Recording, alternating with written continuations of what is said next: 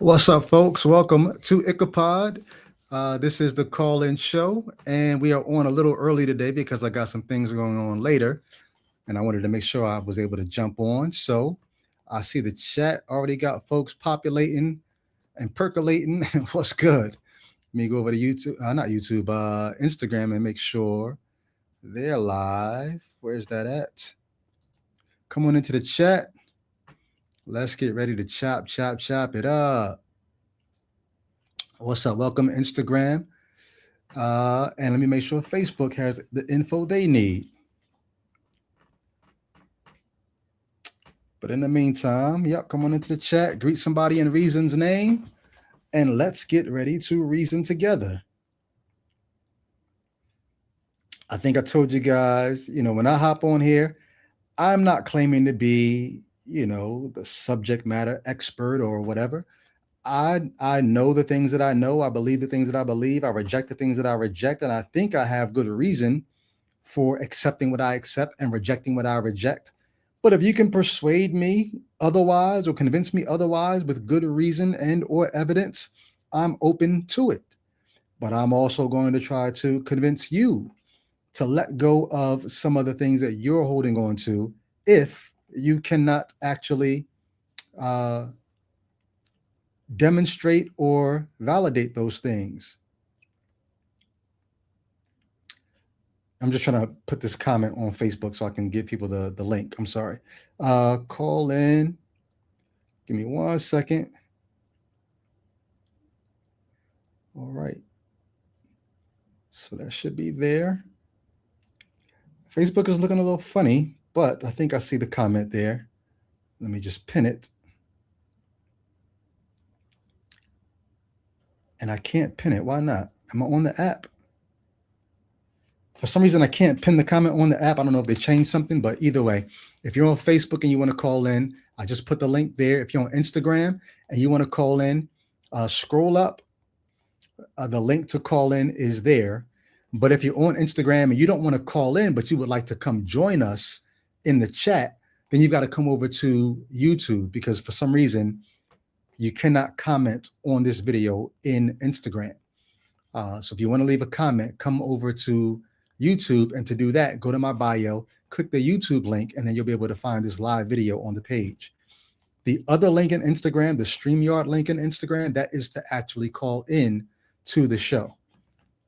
All right, let me just check Facebook one more time to make sure. See why I can't pin that comment. I don't understand why, but let me just try it one more time. Oh, there it is. Now I can pin it. I don't know what that was about. Okay. So I had jury duty earlier today. Got out of there. Got a family get together around 6:30, so I got to get out of here around 6. So I wanted to just jump on and make sure. Sometimes I hear from people saying, "Hey, I wanted to call into your show," and I think there are people who they kind of look forward to, like, "Hey, am I going to get a chance to either call in?" Or some people who don't even want to call in, they just want to hear the ideas of a former Christian bump up against the ideas of a current Christian because the listener, the watchers, they're trying to make up their mind. And so they want to hear these two sides go back and forth. And so I want to make sure I jump on just to give those people a chance to hear what you need to hear to further make up your own mind, because I cannot believe for you. I cannot unbelieve for you. Your favorite Christian apologist cannot believe for you, even though I will admit the last couple of years of my Christian journey when I was a Christian, this is almost embarrassing to say, but I can say it proudly now because I don't really care anymore. But back when I was fanatic from Cross Movement, if I had told anybody what I'm about to tell you, they'd be like, "What, you?" And maybe if I could have been more honest, it would have helped me and others at the time. But what I'm dancing around saying is something I've said on the podcast several times before. And that is the last couple of years of my Christian life, Christian experience was zero faith. And it was me holding on to the zeal of the pastor of the church that I was going to. And because he had all this zeal and passion for Jesus, I was like, bro, I don't know how I can't muster that up. And if you knew what I knew, maybe you would lose your zeal like I lost mine. But the fact that you still have that zeal, I was latching on to him and riding on his spiritual coattails the last couple of years of my Christian journey. And then when he announced that he was moving to another city, I was like, oh, there goes Brady, because I knew I had no faith of my own. And even when I say I was holding on to his spiritual coattails, like I said, your pastor, your apologist, they cannot believe for you. But the fact that he was so passionate, I was like, well, maybe there's something there that I'm just missing. And so I just tried to piggyback on his excitement and his exuberance for Jesus. But no, nobody can believe for you, and nobody can disbelieve for you. You've got to own. If you're going to believe and continue in belief, you've got to own that. And if you're going to unbelieve, you can't piggyback on mine. But maybe I could loan you some questions, but you probably got your own questions. And so I don't know. I just want to make sure that I'm available to help people who are trying to put two and two together and hitting the equal sign and say, I don't get what they've been saying I should be getting. I put these two together and I get this. And then you hear a former Christian like myself, or you maybe conversate with people in the chat. I hate their converse with people in the chat. And you say, man, it's not just me asking these questions. It's not just me saying that don't add up. It's these folks here too. When you realize, oh, it's normal people. It's not these evil God haters and people who just, no, there's normal people, husbands, wives, just normal folk, single folk, children of pastors, former apologists, normal folk who just say, nah, I can't do it anymore. So anyway, last thing I'll say by way of introduction is the title for today is You Cannot Be a Christian Without Lying. And I say that having looked the lies in the face, having talked to people who sat on Bible translation committees and did the tug of war to try to figure out what are we going to make the Bible say today. And I'm not saying that they do it flippantly, but you're always going to be getting these new updates, because as you do more archaeology, as you do more ancient Near Eastern studies, as you do all kinds of surveys and studies that people do. I remember one time, one of my old heads back in the former ministry that I was a part of called Cross Movement, we had a team of older mentors. We called them our advisory board. And I remember one of them, he passed away recently, Bob Hepburn. We were talking about something, and he talked about this one time he was at this conclave, this Christian, evangelical Christian meeting with all these heavyweights, right? All these world-renowned theologians. And he got to sit next to one of his heroes, one of his Christian heroes. And he sat next to him and he said, hey, I hate to do this to you, but there's a question I've always wanted to ask you. Can I ask you a question? And the guy said, well, sure, fine. So he asked him the question, like, well, what do you do about this? I forget what the issue was. What do you do about this issue? How do you solve that? Or what's your position? There's 3 views on this. What's your position? And he said he was blown away, because this guy who was his hero in the faith, his response to the question of where do you land on this issue? The response was, I'm still evolving on that. And my guy was blunt, like, wait, you're evolving? You don't know? You don't have a firm position on this? I mean, you know the original languages. You've been dealing with this for 60 years now. You're in your 80s. And you don't know? I'm still evolving on that. And the mentor's advice to me was, and when I say this, the Christian hearing this might say, see, Brady, that's your problem right there. That's what messed you up. But the mentor's advice to me was, in light of that, he said, hold everything loosely. Because if you're holding it too tight, some theological position or some revelation you feel like God gave you, if you're holding it too tightly, if you ever come across something that challenges that, and you're holding this thing so tightly, you won't be able to let it go. So you got to hold everything loosely, because we're still learning, we're still growing. And like the old head said, we're still evolving. And I can accept that because for a lot of my Christian time, my time as a Christian, I held things loosely. Now I wouldn't hold the deity of Jesus loosely. I wouldn't hold um, my soteriology loosely, but other things I might hold loosely. And I was able to exist in the gray without having to be black and white on a lot of things. Even today, one of the reasons why, you guys say, I'm so patient with people when they call in. Sometimes when the person calls in, I'm patient because you might say something that might trigger and might get me to think. I want to be open. I don't want to be closed from the door. Now, if you're on some BS, I'm gonna let you know. And I'm trying to get better with not showing it in my face. Sometimes I'll be laughing about, when my face is saying everything that I'm thinking while the person's talking. But sometimes you might see me being intrigued and like, that's something worth thinking about. Even if at the least the worth thinking about, even if it just means I need a better response to that. And sometimes it's no, I need to consider that might change things. Nothing has changed anything so far, but I'm open to being challenged and changed. Why am I saying that?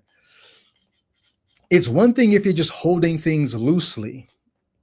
It's one thing if you're just, here's what I think today, but I don't know where I'm going to be 5 years from now. But much of Christianity is not that way. Much of Christianity is, we know this to be the case. We believe this. And so much so that I'm willing to die for this. But I would like to put some things in front of the Christian who would call today. And I would like to just demonstrate how, isn't this a lie? Isn't this a false statement on its face? Or if it's not false on its face, why can I turn to a different passage of scripture and see something completely different? These can't both be true at the same time. So either God's lying, the men who wrote the Bible are lying on God, or one of those two is the case and we can't really figure it out. But here you are still saying these things with this full confidence, which to me means you're lying. You've got no reason to be as confident as you are, but you're out here going around the world telling people that they must do this to be saved. And if they don't do this to be saved, then hell is the end. And I want to just talk about some of the lies, the clear, demonstrable lies in the Bible, and just see, am I seeing it wrong? Or Christian, maybe you'll tell me, no, here's how you get around that sticky issue. Maybe you want to admit, that is kind of tough, but here's what I do with that. And I want to challenge you, just don't lie. Whatever you do with it, just don't lie. Because I'm not going to buy it. The folks in the chat are not going to buy it. The people that you're out there preaching to, they shouldn't buy it. But Christianity is training you to lie to people. Last thing I'll say, I have a caller who's been waiting patiently. Sorry, I'm getting to you right now. But I remember being in seminary, and when it began to dawn on me that this is indefensible and unethical, I said to myself, why does it feel like I'm here being trained to professionally lie to people for the rest of my life? And I got a sickening feeling. And I just knew. I didn't announce it, but I just knew. I said, I can't do that. I'm not going to do that. But the Christian, the more you learn, now some folks are going to call up here and say, what lies? What are you talking about? And I'm going to assume, I'm going to assume the best of you. I'm going to say, you must not know. But if we go through the call and I show you the lies and you're still like, oh no, I can, then I'm going to say, okay, then you're committed to lying then. But okay, that's my spiel. Let me go ahead and bring my guest in. I don't think this is someone I've spoken to before. And it was great. Yesterday, I had a few callers who I hadn't spoken to before. So maybe we'll get some more today. Caller, your microphone is muted. As soon as you unmute it, I'll know you're ready to come in. Also, your camera is off. If you'd like to turn your camera on, that would be dope, just so I can see who I'm talking to. Otherwise, I'll bring you in as is. You don't have to turn your camera on. That's up to you.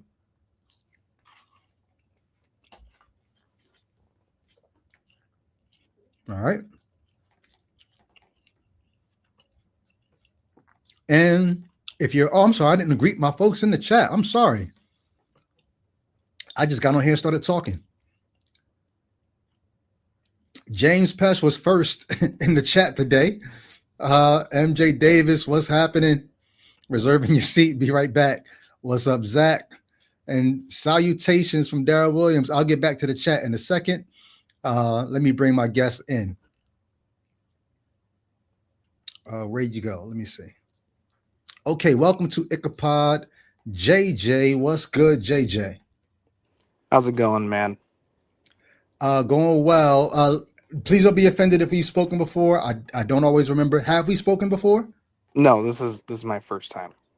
Cha-ching. I love that. And JJ, could you let us know where are you at with the God question? Are you theist, atheist, agnostic? Sorry, hold on. My brother just called me right when you started talking. So could Okay. you repeat all Yeah. that again? I apologize. Okay. I thought you had to get. Do you have to get the call? You can call back No, in if you no, want. no. He's Okay. calling me about. Yes. Go ahead. Gotcha. All right. So the question is, are you theist, atheist, or agnostic? Where are you at with the God question?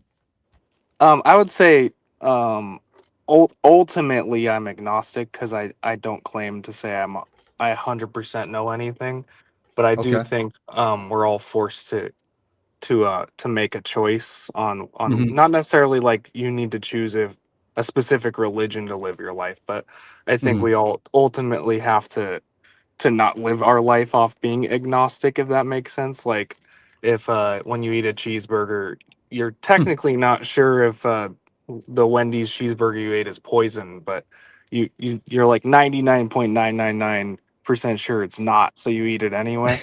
So I So mean, it's ultimately, interesting. I'm agnostic, but yeah.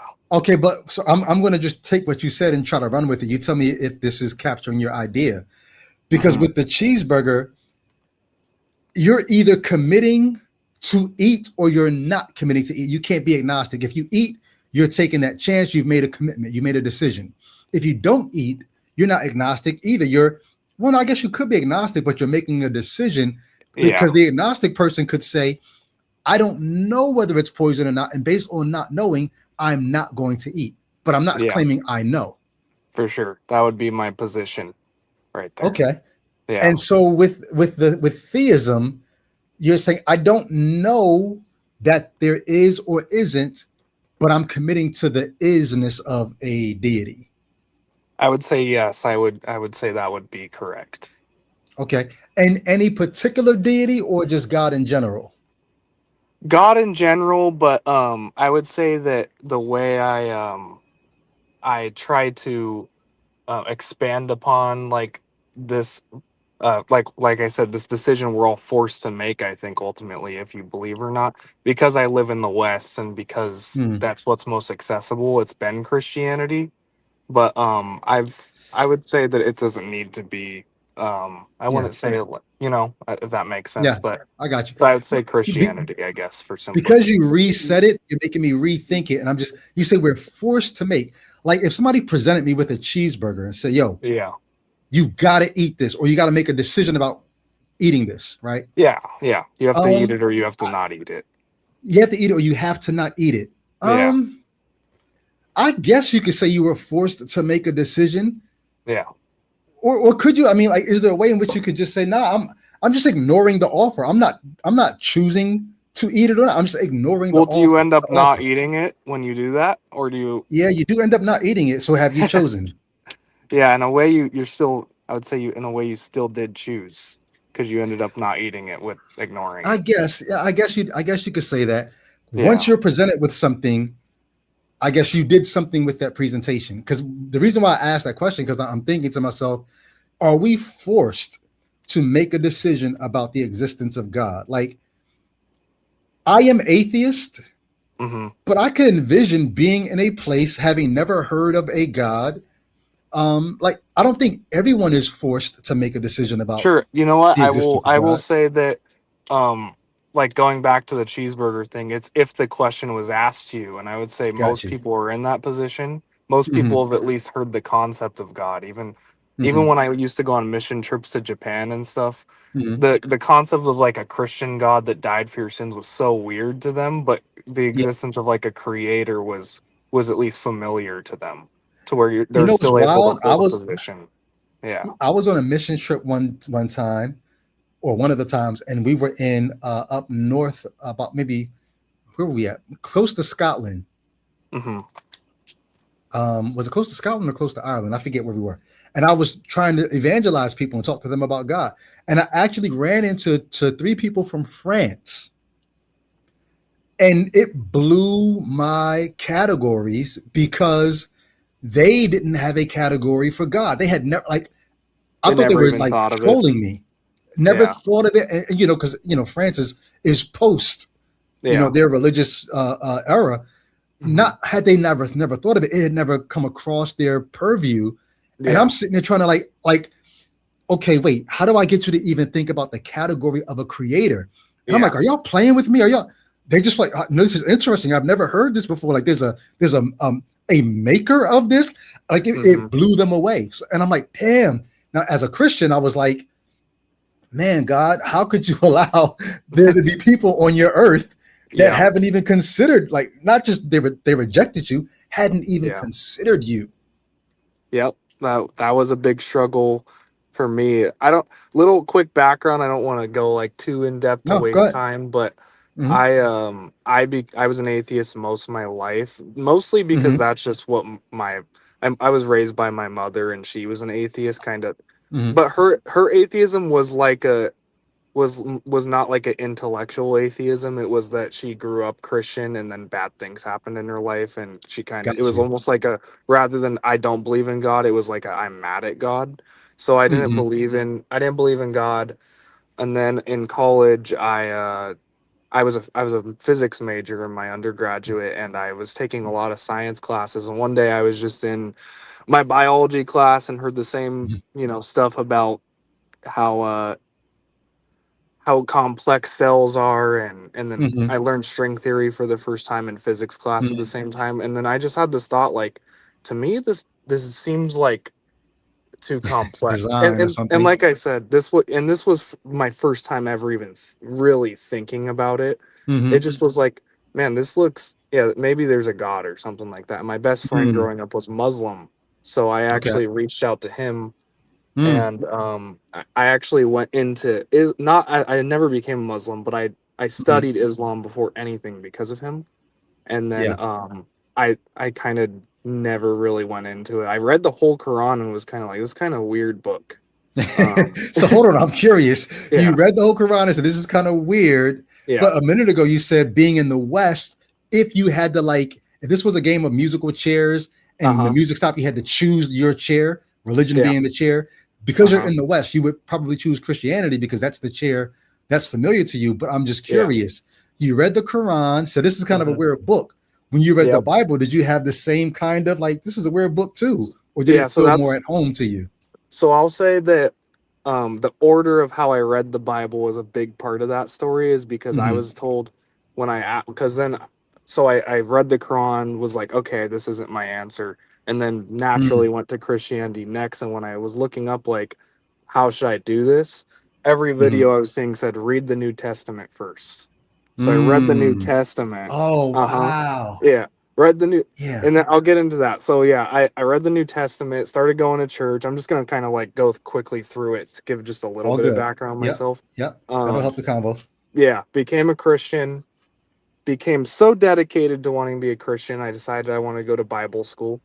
Moved to Mm. South Carolina, and I was a physics major, like wanted to be like a physicist for NASA and Mhm. everything. Switched to Mm. biblical studies, moved to South Wow. Carolina to go to Bob Jones University. I don't know if you've heard of that. Ultra Yep. Mhm. conservative, young Earth Mhm. creation.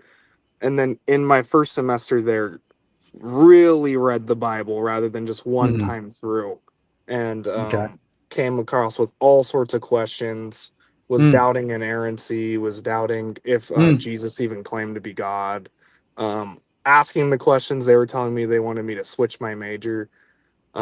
Left the school after one semester, started to Mm. doubt if I was even a Christian. Hold on, Started, real quick, JJ. yeah, I'm curious. go When ahead. you became a really committed Christian and Hmm. started reading the Bible, did you try to go back to your mother to tell her, "Hey, mom, like, it's okay, we can actually believe in this God"? And how did she Yeah, respond if you did? yeah. I actually, after I became a Christian, I brought pretty much my whole family to Christianity. We were Mm. all going to church together. My mom started going to church with me. My brothers Was were it a going to tough sell church. for mom or no? No, my mom actually, it really helped her. She went from a really bitter place to Wow. a Okay. place where she was also an alcoholic, and Mm, it got her through her alcoholism as well. mm, So yeah. Yeah. yeah, and then my grandma started going to church too, which she was a Christian, but almost like a super like lukewarm, didn't really like if someone asked her, "Do you believe in God?" She'd say, "Yeah, I'm a Christian," but she didn't go to church or anything, and then she became really committed and came. And then I started having these doubts, and everybody stopped coming to church with because I stopped going to church and stopped. Yeah. Wow.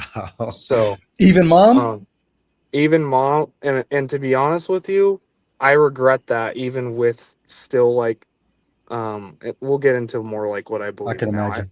I Yeah. regret it. Even if I were, even when I was like a full blown like, oh, I'm 100% atheist like phase I had for a little bit, Mm, because it she started to spiral again because she started to feel like she mm, didn't have a purpose, and I wow. take a lot of the Wow. blame, because Wow. she started to feel like once in her life she had like something that was always going to be there for her. Her Mm, father did things that are unspeakable and went to jail for it, mm, and then my dad cheated on her for a mm. decade and her not knowing it, and she just felt like she was let down by everybody, and then she finally Right. had something. And I want to say she necessarily is like a full-blown atheist now, but she's very much like not like sure if it's even true or now, because Got you. I Got you. shouldn't have shared that, the doubts I was Well, having, Jay, in my opinion. thank you so much for sharing that much of your story. I mean, I'm sure there's all Yeah, kind of ins and outs and ups and downs beyond that, but yeah, I so didn't in want to light go of into all that, crazy. you Yeah. know, no, that was enough to give a good window.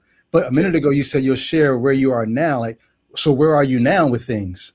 I would say that now is a lot of like agnostic, but um talking to enough people and like, to me, so I guess this is how I started to think maybe there is a God and I just don't need to look at it as dogmatically as I did, is Hmm.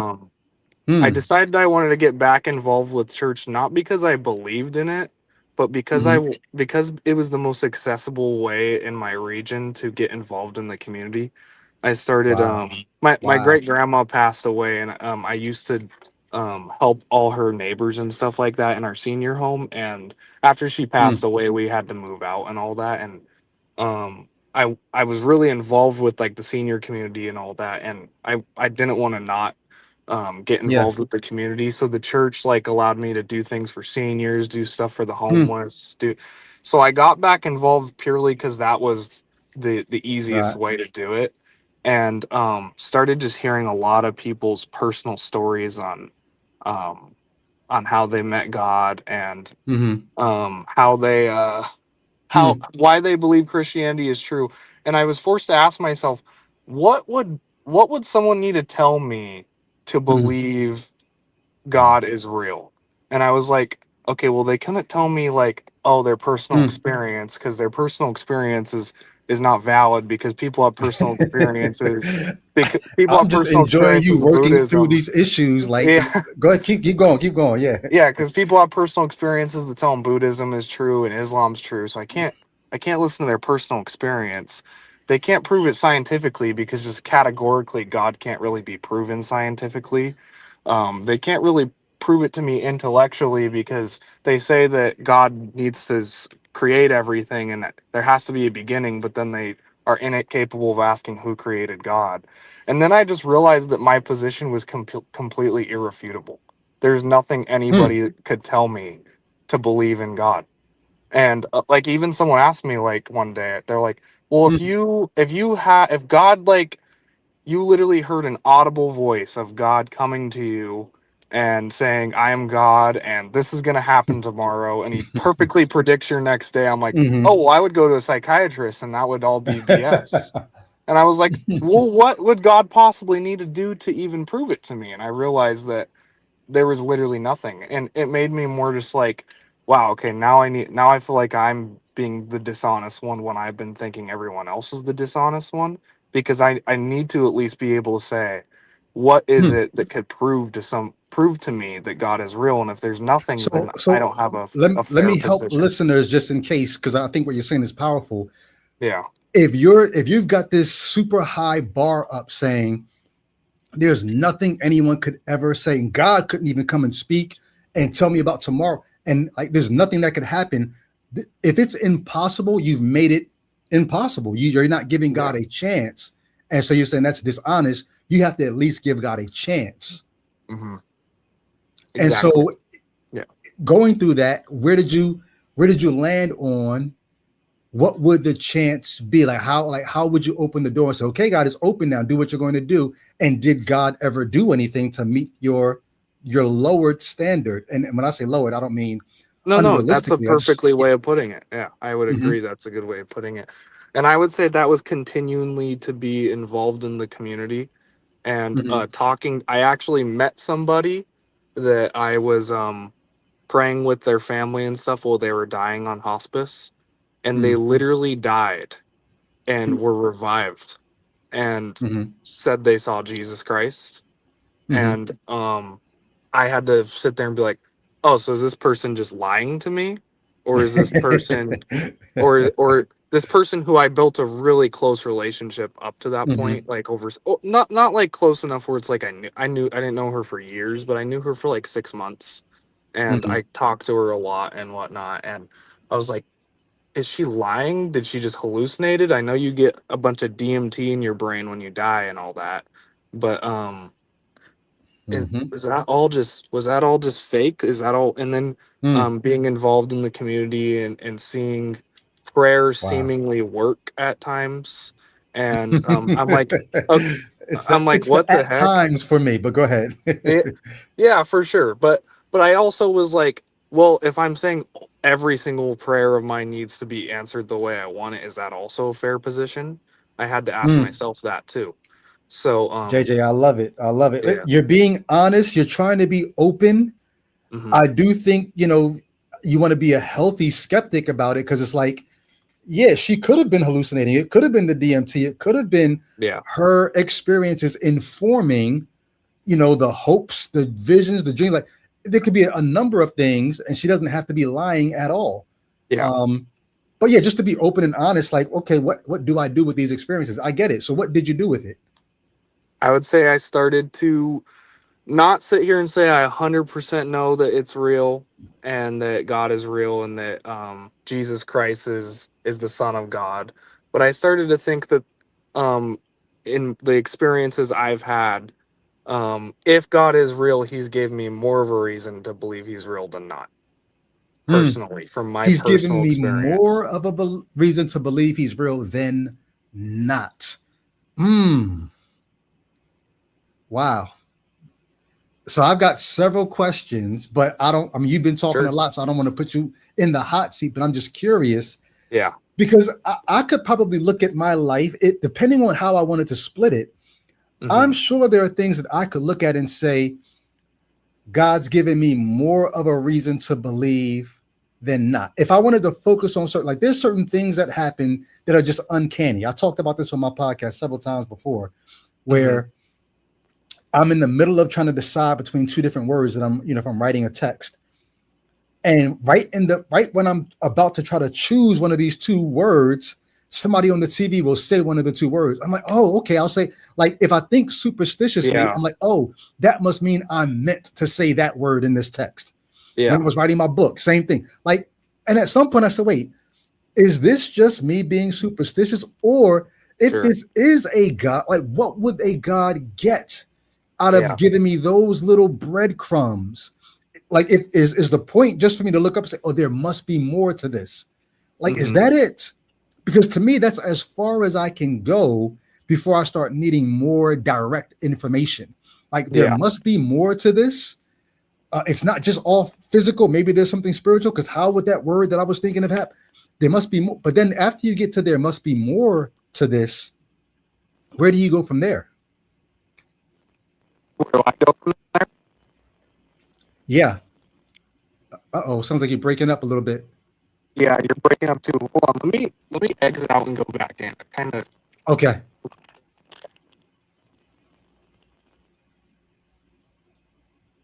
Hmm. All right, I'm gonna wait. I see my next caller in the queue. Phil, I see you, but I'm gonna give JJ a chance to come back in, and then I'll bring you in. Ambassador LPW, I saw your message in the chat a few minutes ago. Let me just check to see if you actually put it in the private. Yep. Thanks for calling and putting that in the private message. But I saw it in the public comments a minute ago, and I was getting ready to do it, and then you popped into the studio. But appreciate you, yo. Phil, hold on for one more minute. Let me give JJ a chance to come back in. I was really enjoying that conversation, and I wanted to see where it was going to go.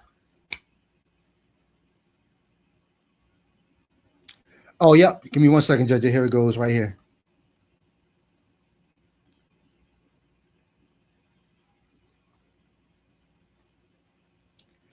And fill in the blank. I've been waiting to talk to you, so please don't hang up. Fill in the blank is somebody who comments on my Facebook posts often. And going through his, I think deconstruction, if not deconversion, but I'll see what you say when I get you in the studio. But let me give JJ a chance to come back in. All right, here goes JJ. 1 2 1 2. Can you hear me?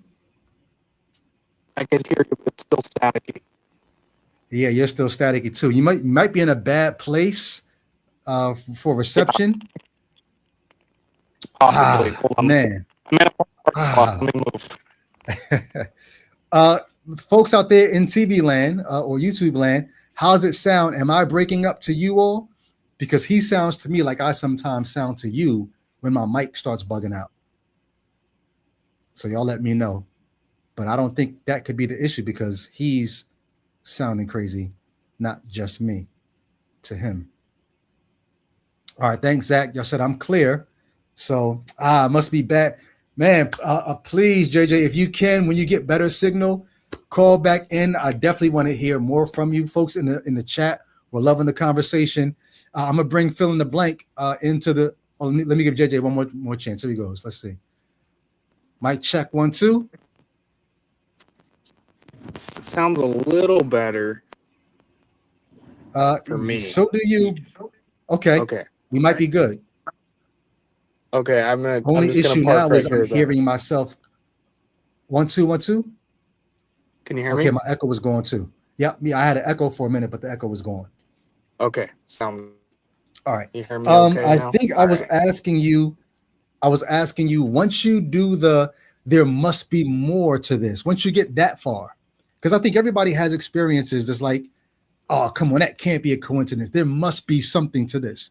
But once you do that, where do you go from there? Because it would seem to me after that, if you're going to get any more specificity, you're going to have to go to some kind of shaman or priest or holy book, because other than that, you're just looking to the universe or something to keep giving you these little signposts in terms of what you should be doing next. So where did you go after? Okay, there's got to be something more, especially if there's got to be something more was tied into a prayer and this person saw Jesus. So did that make you say, okay, let me double down on Jesus now, or what? Well, I first want to say that my attitude wasn't really there's gotta be more like Okay. there could be more, and it seems likely, I guess, is Okay. Yeah, it would be I get more that. my position I held, and it really rooted down back to like what evidence would I need, and am I being unfair with that specific like do I need God to literally come in front of me and speak to me to believe in it? And if like the God of Christianity is real, would this be the way he chose it, is through prayers, through experiences, through people that are his followers, teaching me certain things, through changing my mother's life, saving her, And and it then could be watching her like walk all of that away. could very well be. The question for me would be, because I would actually be, if I didn't have a Bible, I might still be able to be a Christian if I didn't have a Bible. Like if it was just look for signs, love people like you heard Jesus loved, and we're just going off of the word of mouth of a story that's been told. Like think of somebody who we don't really have any writings from, but there's stories about, maybe I don't know. Who can I think of? We have their stories, but we don't really have any writings from them. I'm drawing a blank. I'm drawing a blank. But if Christopher Jesus was just Columbus. that, I'm trying to think somebody who did something good. Mother Yeah, Teresa, did she ever exactly. write a book about her life or I something? mean, she did. She did. She wrote a lot. You know who didn't write a whole lot that we know a good amount about though? The Buddha. He really didn't write Ah, at all. yeah. So Yeah. like, and, And and to be people didn't honest, I've write a actually lot thought about about, him. It's mostly myths. yeah. Yeah. So I've thought a lot about looking into Buddhism just to see how people Hmm. around the world, in other parts of the world, like you said, we're in the West. How did people in Yeah. the East? How did they deal with the there must be more or there might be more to this? Um, But I said all that just to say, if I didn't have a Bible, I might be able to just take coincidences and good vibes and just run with that and credit Jesus either as a good Yeah. teacher, maybe even as the Son of God, if I was willing to believe something like that. Um, Yeah. but as soon as you hand me a Bible, then I got to start reconciling. Okay, you said this here, but then you're saying this here, and then we got to Are deal you with talking about this Jesus or are you non-historical. talking about the Bible in general? Like, I'm talking about the Bible in general, but even Jesus' statements, like Jesus saying, um, you know, I tell you the truth. There are some standing here who will not die until they see the Son of Man returning with the power of the Father and the glory of the Father and the angels and all that. Um, and hmm he doesn't return and the people die. Like those kind of things, as long as I have a Bible telling me things that I'm like, well, we can verify that's not true. And you want me to think this is from the same God who's giving me all of these signposts and coincidences and good vibes. It's like, how good can the vibes be if you're not going to keep your word? And so it ruins it for me. yeah. Well, could I ask this? Is it because you're still looking at the Bible through the lens of infallibility rather than just if it's reliable through reliability? I don't know, like, how many friends do you Because have in your because that was life? a hard thing. Oh, sorry, I don't mean to interrupt you. Go ahead. Well, no, Sorry. I think I see where you're going with it. My question would be, Yeah. how many friends do you have in your life that could consistently lie to you and you call them reliable? Or maybe Well, I not wouldn't lie, say. but maybe they fudge Go the ahead. truth a little bit, or they're Hmm. always you're speaking in hyperbole, like Donald Trump. What if somebody said Donald Trump's not a liar? He just uses hyperbole, and it's a lot of Yeah. incessant hyperbole. But even if that's the case, even if I said Trump was not a liar, I still would have to say, but I can't rely on the things he says. Hmm. You know Well, what I mean? So my I thing just is not necessarily about infallibility; it's reliability. To me, I would struggle with even that.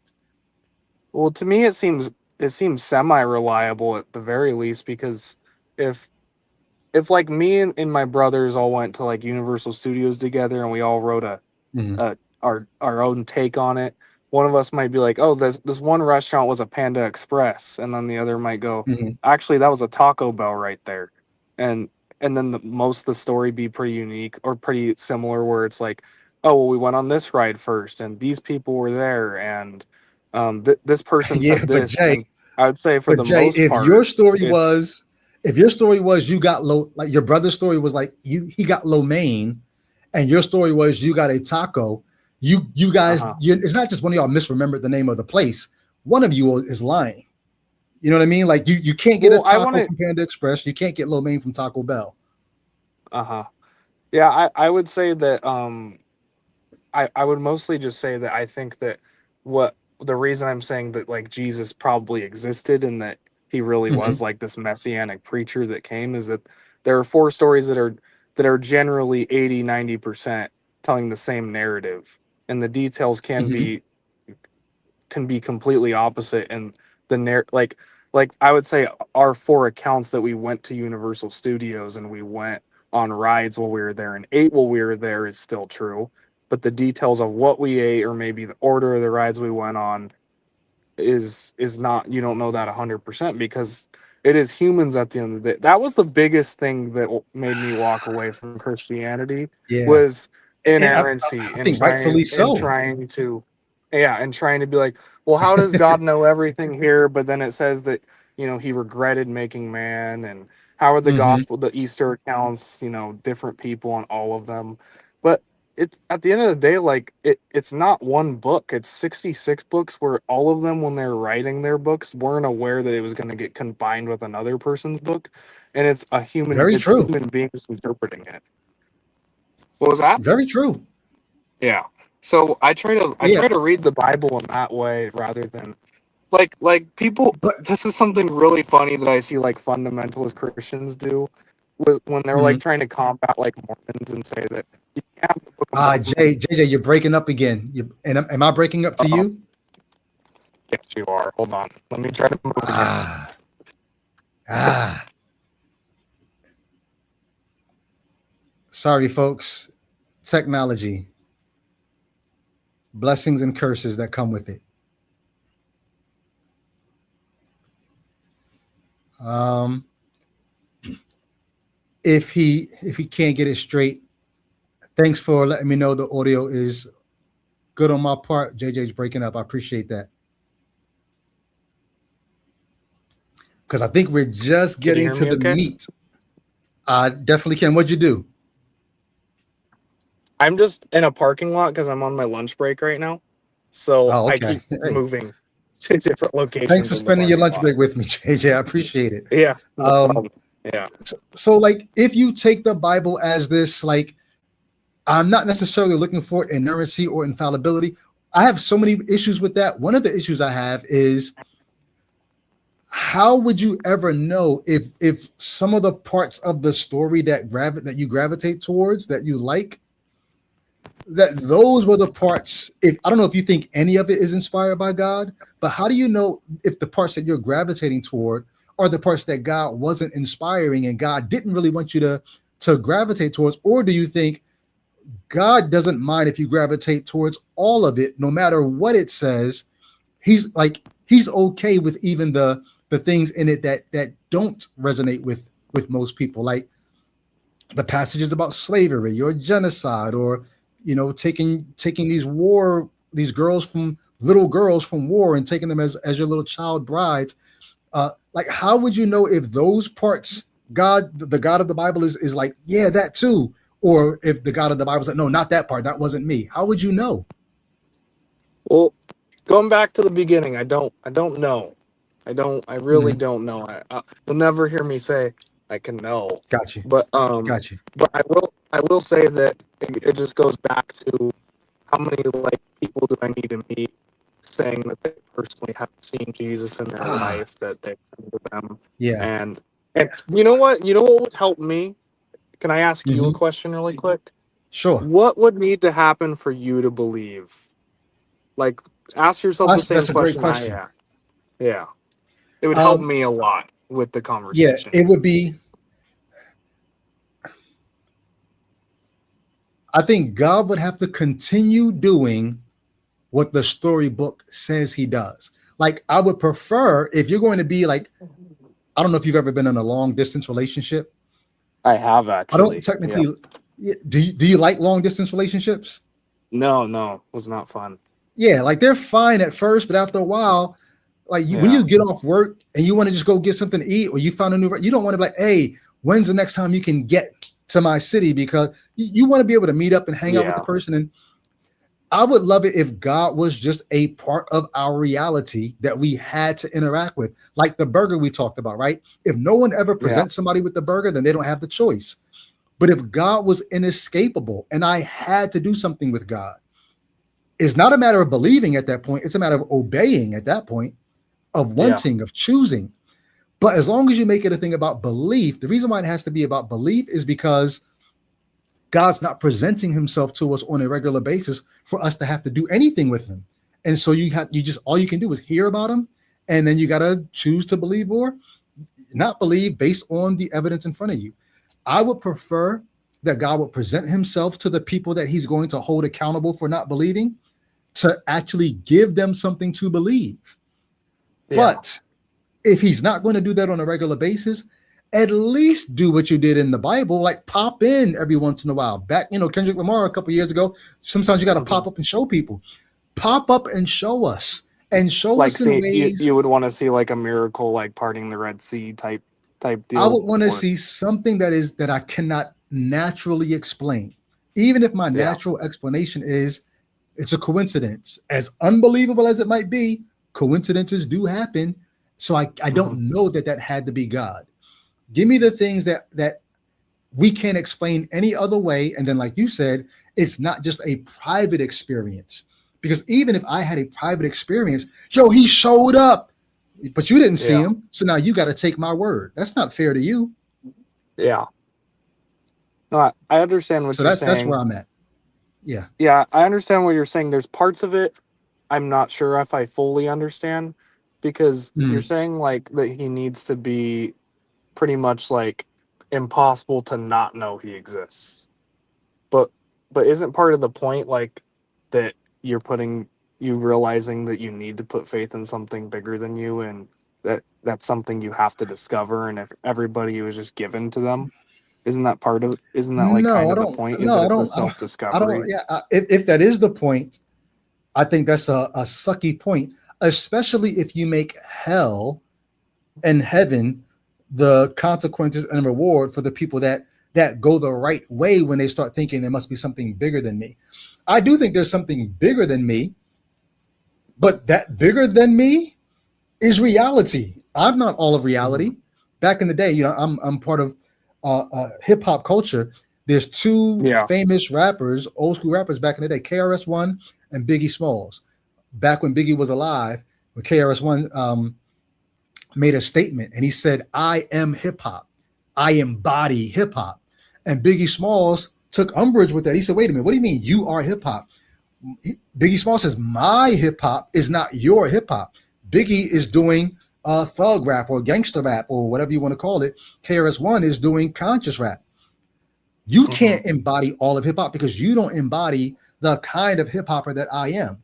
Well, in the same way, I know that I am not the universe. There's things outside of me, but I'm part of that bigger thing.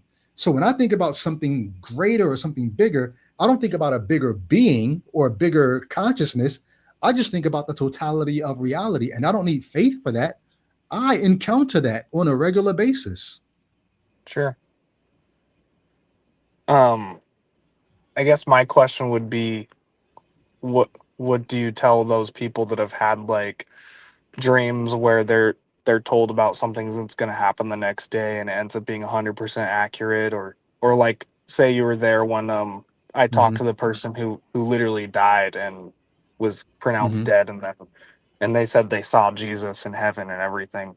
Would you say like to those people, "Oh, you were just like hallucinating that," or "That's a coincidence"? I will look for people, every naturalistic explanation I could find before I jump to a supernatural one, because the supernatural one is the one that I don't I've never seen the supernatural. I have seen the natural do some freaky things, but it's still natural.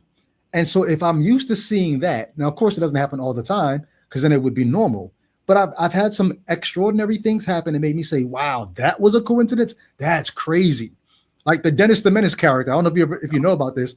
The Dennis the Menace character, at the same time that Dennis the Menace came out, there was another cartoon named Dennis. It wasn't Dennis the Menace, but it was a Dennis character. And it had it was the same kind of lore, the same backstory, the same. He's a troublemaker. I think it was the same month, the same year, and it might have been, I don't remember the story exactly, might have been the same day. It was so astonishing that these two cartoon comic strip characters came out at the exact same time, and neither one of the authors knew about the other and knew about their work. Yeah. Right. Coincidence for sure. I'm from Pennsylvania. There's a Hershey, a Hershey bar, chocolate bar company, and there's another Hershey company, and they're not the same company, but they both started making chocolate and ice cream at the same time. Same year, same month. Like, what are you talking about? There's coincidences. And so all I'm saying is the fact that we have them, would make me say, and we know people lie too. So if somebody says, "Hey, guess what? Sure, I sure, knew it's that possible they do. 9/11 Yeah, was going to happen," right? yeah, We know people probably not. lie. We know coincidences Yeah, happen. We know that there's all kinds of ways that could explain the thing sure, that we're yeah. seeing. So I don't know why I would run to or readily believe the supernatural thing when we have all these natural things that we know they happen. We don't know the supernatural happens. Well, can I ask you this then? And you could tell me if this is not your position. Mhm. You pretty much are saying you would need God to do something that breaks the laws of physics that multiple people saw at once to be to be Well, certain that God exists. in the assumption, it's that I would need God to do it, but I don't know how I would know that it was God doing it. Like, let's just say gravity stopped working right now and I floated up to the ceiling. Yeah. That would look like the laws of physics have stopped working. But how would I know that God did it and not that the Mhm. universe is just now on a different course? Like, how some kind of way God would need to put his So stamp not on the thing. yeah, not only would it have to be like the laws of physics being broken, but God would have to prove that he was the one that did it, pretty much. Like, spell out your message in the sky with stars. You know what I'm Yeah. saying? Like, we don't know of any other way to explain that. Now, maybe somebody can say maybe the stars just had a mind of their own. Maybe the Yeah. stars are conscious. You still don't even necessarily get to God with that. And all I'm saying And is, that's what I was getting back to earlier, where it's like, yeah. is this really reasonable? Like the evidence you need to believe in him? And I'm just asking, and you Well, if it's not the and I case, hear you you, know? because even as Yeah. I was saying it, I was like, man, am I doing what JJ said about making it impossible? But I'm Yeah. not trying to make it impossible for God. What I'm trying to do is I'm trying to rule out misnaming or misnomering the experience, because God was, to me, I think God was an ancient hypothesis. And I think it's a Mhm. very good ancient hypothesis. If I don't know anything about cosmology and I see stars shooting across the sky, I could assume that motion means there's an agent up there. I don't know what makes rain Sure. fall. I could assume someone's making a decision about that. And so to Yeah. me, the ancient hypothesis of a God makes sense. But what I don't want to do is develop a test for the hypothesis that can't actually prove the hypothesis. That's the scientific method. You can develop tests for your hypothesis, but if that test is not really a good way to falsify that hypothesis, then it wasn't a good Mhm. test. And so I'm thinking, what are the tests to falsify the idea that that was God? And I'm not trying to make it impossible. What I am trying to do is keep myself from short circuiting the process of getting at knowledge. Because if you short Yeah. circuit it, you might arrive at an answer too soon. And I think that's what God is a Sure. lot of times. He's a very early answer in the quest for knowledge, and an easy answer because he's Yeah. omni, right? He's omnipotent and omniscient and omnipotent. As long as you got all these omni qualities, like, of course it can answer the question because it's an omni. Omnis can Yeah. do everything. You know what I mean? Yeah. And so it just seems like an easy answer. Might be the right answer, but it just seems like it's too easy. Yeah, but then I also feel I would agree is that I really do understand and agree with what you're saying. Like I it makes a lot of sense to me, but it still does feel like Mhm.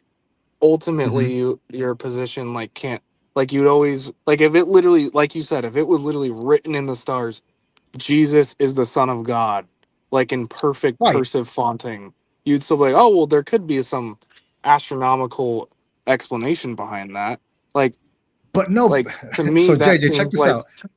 and like I said, you I can don't help think me it's just understand if I'm me. not. I don't think it's just Yeah. me making it hard for God, right? Because the apostle Paul says, even if we or an angel were to come to you and preach a different gospel, don't believe it. Satan himself appears as the angel of light. So what if the stars spelled out Allah is God? Yeah. Christians wouldn't Yeah. believe that. They would say, nope, that's a demon. So it's like it's not just me Sure. making it hard for God. Like it's No, no, it's I agree with you, but at the yeah. end of the day, it goes back to what we were saying at the beginning, and it's not what is it's not about not believing it until it's 100% sure Mhm, true. I'll tell you this much: if it said Allah is God and the mhm, Quran is the infallible word of God in the sky, I would hold mhm. that position. I, I would Okay. because I realize that it's like if he was, how other what better way could he possibly do it? I'm literally Like, could you tell me what way would be better? I'm not saying it's not Now, it's now, not what if it said? possible. I'm not saying it's What if it possible that said? it's fake. It could very well all What be if it said fake. It could Jesus be is God? uh-huh. What if the stars said Jesus is the Son of God Hmm. and the second person of the Trinity, and everything in the Bible is true? What would you do then? Because you I already would said you had I'd issues have with the to Bible. sure, but to me that's like how do I not how would I not believe that?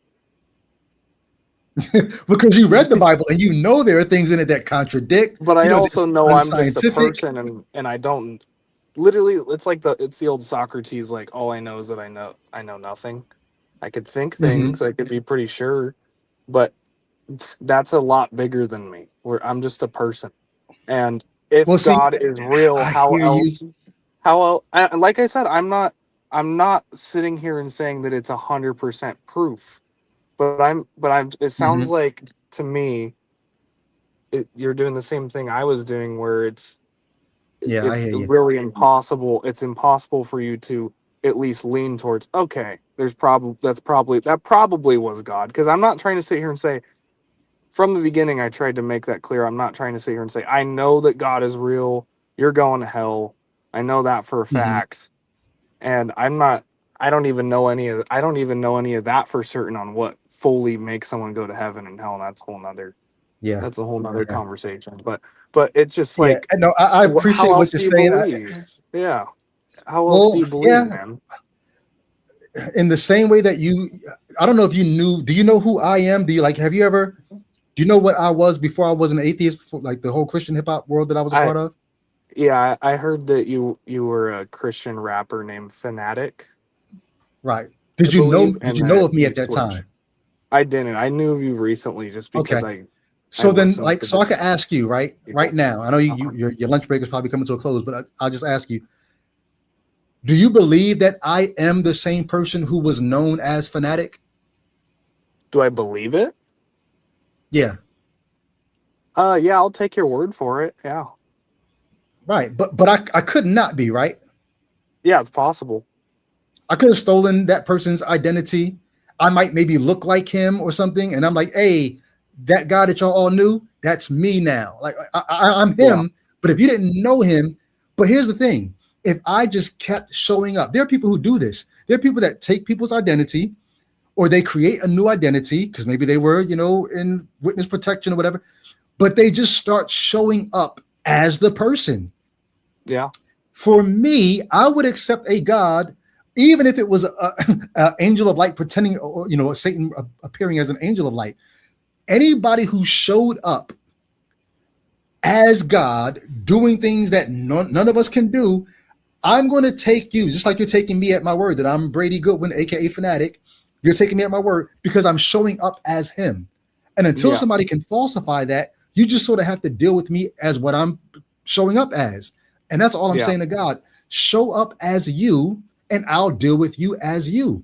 Maybe you are a demon pretending to be God, but you're showing up and you're Yeah. present and you're You've presenting given me yourself. more I'm going evidence to you're deal. God than God himself.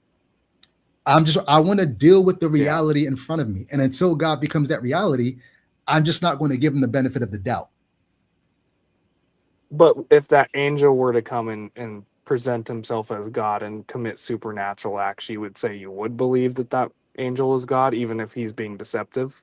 I'd be like, yo, he's calling himself God until he gives me another name. I'm gonna call him God too. I don't know that it's God, but he's showing up. Like there Yeah. are people, my sister But has a you would say nickname, right? it's Or not a likely nickname. he's God, or would you say it's less likely he's God? I wouldn't necessarily say likely he's God. I would just simply say this being is showing up, doing things that we have no way to explain other than it's supernatural.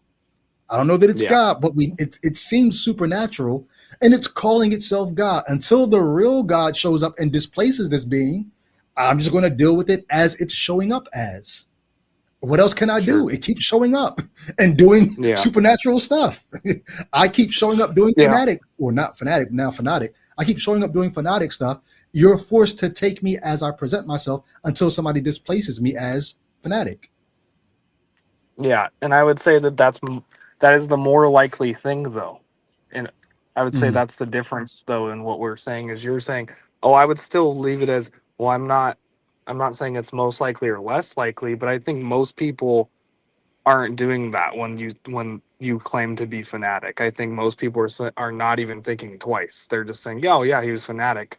And if you were to press them and be like, "Well, do you know I'm fanatic?" They'd be like, "Yeah, I'm pretty sure. I'm not 100%, but I'm pretty sure that you were fanatic." So at the end of the day, you still are like that's why I started with you still live your life off what you're pretty sure is true. Not you can't really go back to I can't be most likely or less likely with this. If God really presented himself like that and was trying to say that, I don't know if you'd be able to take a neutral stance. I think you would have to either say that's not God, it's like a deceptive antichrist, or that is God. I think you wouldn't be able to just say, I don't 50-50, I'm not going to take a stance, but he's presenting himself as God. And you know what I mean? Like, I don't know. Yeah, Am I giving a but like I decent, said, because I'm not trying no, to sit I here and hear like you. rebuke you. I'm asking you the No, same, I just get you. asking you You're asking fair questions. questions. Because I I don't think want to that's what be we do. ignorant too. Yeah, exactly. I don't want to be ignorant and sit here and No, I be think we like, accept the you people know, as they present themselves until we have reason not to. Like somebody could yeah, show up for at your sure. job right now when you go back in, and they could say, "Hey, your coworker," and they'll say the coworker's name. They're like, "No, that's not his name." And they're like, "Yes, it is. Yeah, He was, this person really was from Arkansas. They're on the run from the law." Da da da. You're like, "Dag, all this yeah, time they told me they were such and such." You deal with yeah, people as they present themselves, and all I'm yeah, saying is, I think a God who would show up and present it, or a being who would show up and present itself as God, and no one challenged that, no other divine being challenged that, either the real God doesn't care or is testing people's faith, or the seat is empty and yeah. this being is It's sitting in that possible. empty seat for the Yeah, time being. yeah. Yeah, It's possible. but that's what It's, it would it's take for me. possible. I want to respond to reality, not just to claims about reality. Okay, I see. Well, I So appreciate the conversation. Appreciate hey, I appreciate talking you calling and together. spending your lunch break with Yeah. me, man. Maybe I'll So have call a I'll good one. call again another time. I'm on Yeah. Mondays and Tuesdays, so have a good one. I'll talk with you. Okay. All right. Bye. All right, peace. All right, so fill in the blank had the well. Let me just see. Are you still there? He said he had the dip. Let me just. Are you still here, Phil? He left a message in the chat saying he had the dip. He was at leaving work. All right, I'm gonna take Phil off the screen. Sorry about that. He was waiting patiently and then had to go. But we do have my guy Carlos. What's up? What's good? Chilling. Good to see you. And I saw that Likewise. you popped on. Were you popping on to actually holler at the last caller, or were you just popping on to say what's up? Just to say what's up, I wanted to do a couple things. I wanted to show you this. Okay. I, Yes, I, sir. It's I that know season. Wait, where are you from? I'm from. I know it's not a long story exactly, but yes, I'm from LA. Yes, I grew up as Okay. an Eagles fan. Yes, that means I suffered through the terrible years. My kids, Okay. who are 15 and 17 now, have enjoyed 2 Super Bowls. It's unfair Nice. to me because I waited my whole life. Um, but I've had the good fortune of watching the Eagles play in different parts of the Yeah. country with the family, including out of the Nice. country. We watched them play in Mm, London a few years back, but we haven't been to Philly nice. yet, but that's on the list. Well, you come through the Philly, cheesesteaks on me. Hey, good looking out. I got a couple people out there who are interesting artistic types for sure. So that Hmm. just reminds me, I'll try to link you to a couple because I think you'll find them interesting. But um, Nice. your conversations are interesting as always. I got to commend you because I see that you take people without faces. You talk to people without faces. That's not exactly easy. I know And one of these days I'm gonna regret it. I'm gonna get somebody that's gonna pop in here with no camera on, and I'm gonna regret it. that's always a risk. And then the other risk is thinking in public. It's not exactly a risk because like I know as a Christian it kind of was a risk because you didn't want to say anything that sounded crazy. But Hold on, real quick. I need a moderator in the chat to block this person. No, not this person. No, don't block her. It moved. Where'd it go? uh, this one right here. Somebody moderating. Block. No, I'm playing. Don't block me. Don't block me. I'm on my phone. I can't see the craziness going on. Somebody said the birds can't fly. Oh yeah. Oh, come on. You have you have a cherished Eagles memorabilia or anything? What do you got going on there? So when the time comes, I haven't done it yet because we kind of didn't do too good the last couple of years. But all these lights will be green if we start flying high this semester. There we go. This season, I should say. So so here's the other kind of interesting here's a interesting cultural component, because I'm in LA. It's like 80% Mexican or whatever. And when the Eagles played here, which they have like several times in the last 2 or 3 years, we go to the game. The Eagles fans in LA are Mexican, and I trip out because I know the traveling Eagles fans, who are predominantly white, sometimes black, must be tripping out when they get to LA. It's all Mexican Eagle fans. All Mexican Eagle fans, bro. And I'm like, they must be like, what the fuck did I walk into here? They're like, hey, bro, welcome to Los Angeles. Yeah, that's the welcome party. Yeah, that's pretty dope. So, and I was gonna say the other kind of interesting part about what you have to do here in public is thinking in public. Okay, yeah, sure, not as a Christian, but those are those dangers. But then it's like like it's easy to contradict yourself because there's just but maybe that's not even important. Like, what's your approach? Are you just kind of like, yeah, I might say something? How important is harmony in your kind of belief set? And are you okay that's with? A great question. Are you okay with having some tension? Like, yeah, I have some things that don't make sense together, but it's okay. That's a great question, yo. For those who don't know, Big Brown Dad Carlos is a former Christian, current atheist, right? No, I want to say that. Nah, I actually use the term skeptical theist, but whatever. Skeptical theist. We've never talked about that. All right, so I'll come back to your question in a minute. No, let's deal with the question. We'll come back to skeptical theism in a minute. So a lot of times when I'm on here just talking, kind of off the cuff, I might say some things that, oh, you said this the other day, you're saying this now. Sometimes I'm just testing ideas, teasing things out. I don't ever mean to contradict, but I am evolving on some things. I am like, well, I once thought this, and now I'm growing in this area. But in terms of tension, like holding two things that maybe don't seem to go together, and I don't necessarily know how to split the difference, I'm okay with that, because I think if reality does that in some ways, if you think about general relativity, and then you got special relativity, you think about classical physics, you got quantum physics. Now, general and special relativity don't contradict, but classical mechanics and quantum mechanics is like, how do they go together? And so I think there may be just some at the root of our understanding, things that we're not going to be able to figure out. And it doesn't necessarily mean that there's a contradiction. To me, it just might mean that we exist on a plane of existence where things look a certain way to us and we're comfortable dealing with them that way. But if we get to a different plane of existence, down to the quantum, we might realize, it doesn't work that way at all. And so that might be some of the tensions that we end up holding. The Christian could probably come and say, well, then why can't it be that way with God? Why can't it be that there's tension within God's communication where it just looks a certain way to you, but at his level, it wouldn't really be a contradiction? Right. And that might be the case.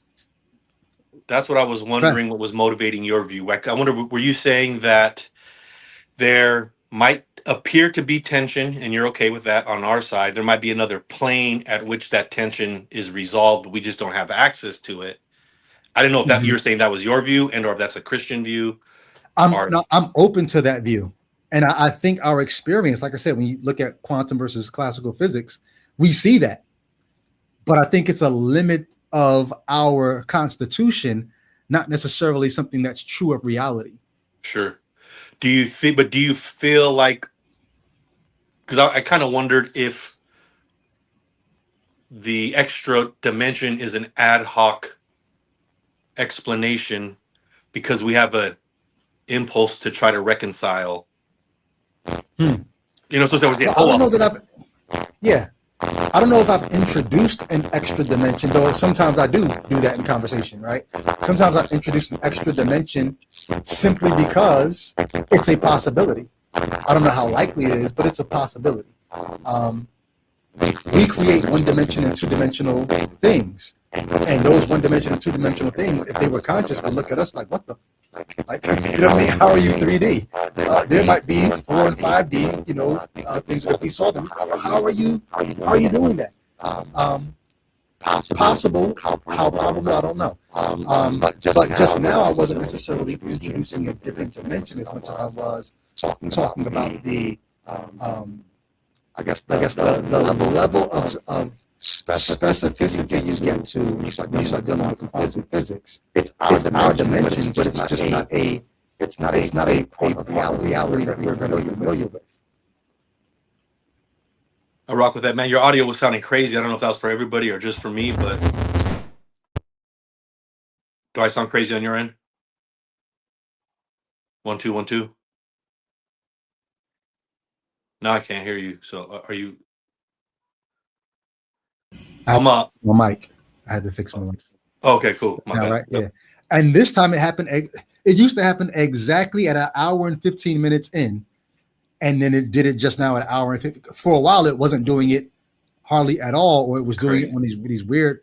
Now it was exactly 1 hour and 15 minutes, which is crazy. You just reminded me. Like I used the word dimension, and I used it loosely, and it's another reason. Like it's like okay, who are you talking to? You got to get precise with your language. You don't want to say the wrong shit.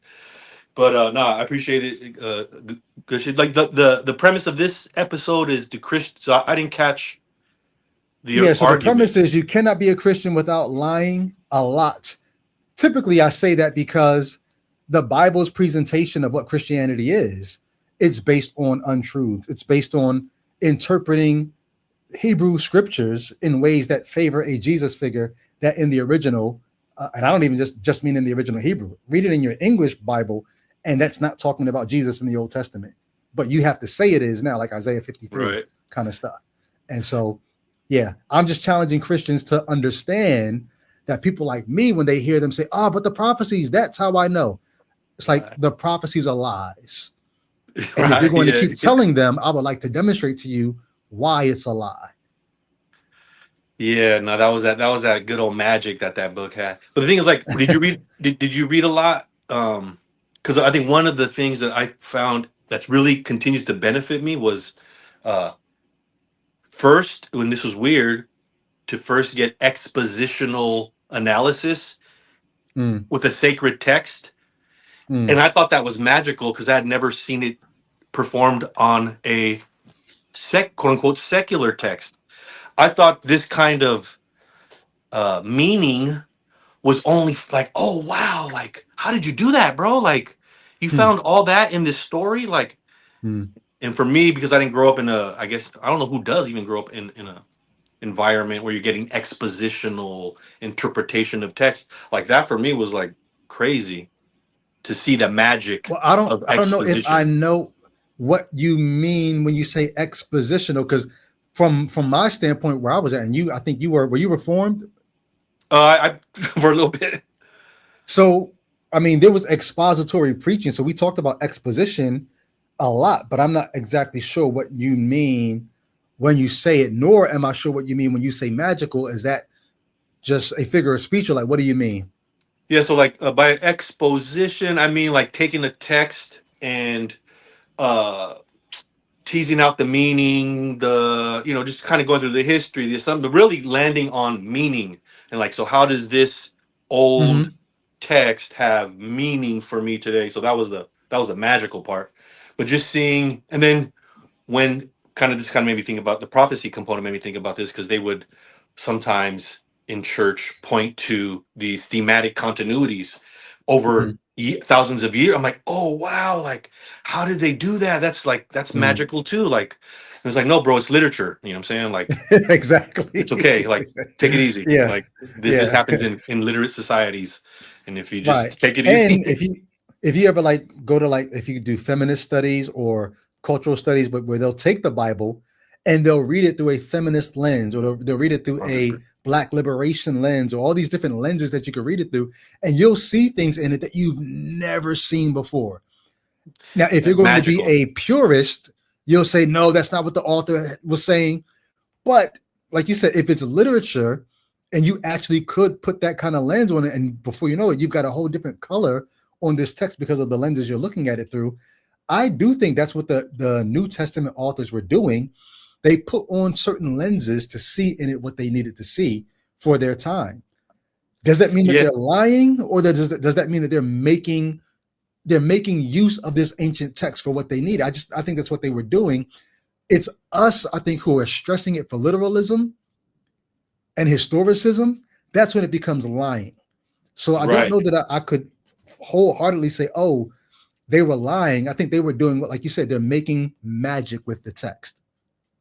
Yeah, that's the weird part, because it was like, because I think there is in secular.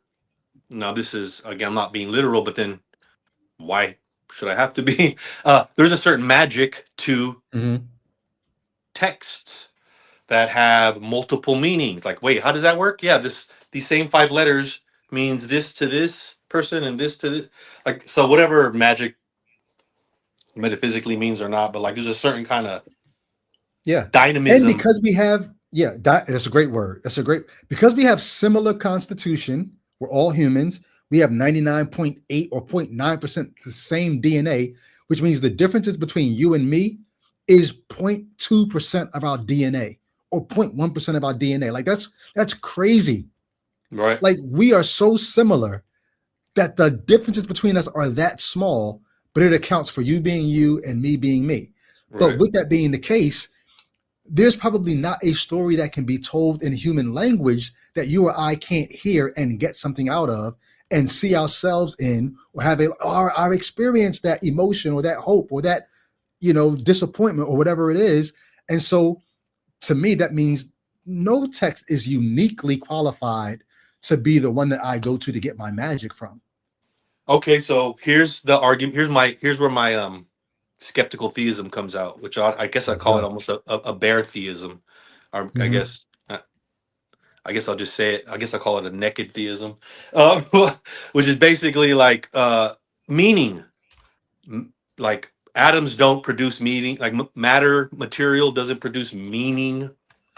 Meaning is like an immaterial thing.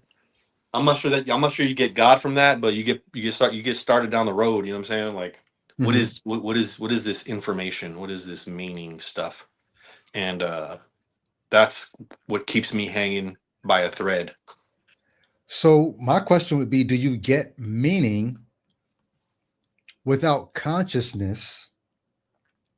Like, is meaning just a subset of an interested individual?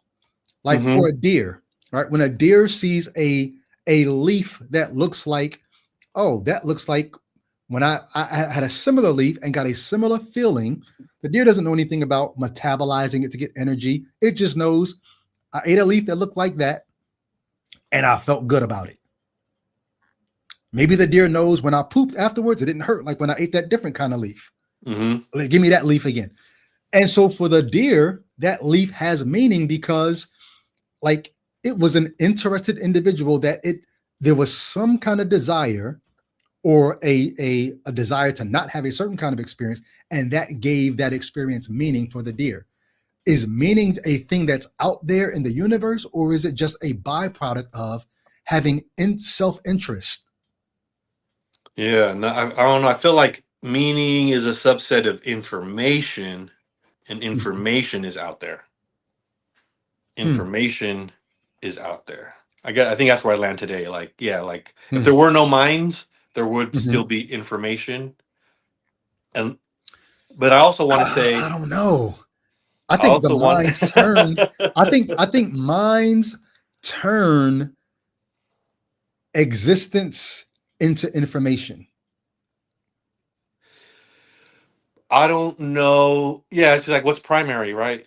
I know. Yeah, I kind yeah. of I do like this. I'm more and more interested in this kind of idealism. It's becoming more popular. I do like maybe grounding everything in mind, but I don't think Mhm. that escapes anything for the natural. I don't think the naturalist kind of Mm. escapes, and then just have to explain the mind or whatever. But Yeah. no, I do think the mind probably precedes information. I guess I kind of like that too. The But mind precedes information. But the question would be, could you have a mind without, without information? Like, was there ever a mind that knew nothing? self-knowledge. Can you have a mind without self-awareness? If No. y'all are watching, and y'all like, what are y'all talking about? We're not into this philosophical wormhole y'all are going down. Uh, somebody call in, theist call in. Somebody just asked for the link, so call in if you don't want to hear philosophy. But right now, we're just I guess this is philosophy, but it's really just we're just thinking about what is this. Right. So this is metaphysics, I guess. So I guess it is philosophy. But anyway, Yeah. I'm going all mind. all mind. All mind. And so if there's a mind, it's knowing something, right? Or is it and you said self-knowledge. So maybe eternally there's a mind knowing itself, but what is that? What is that self?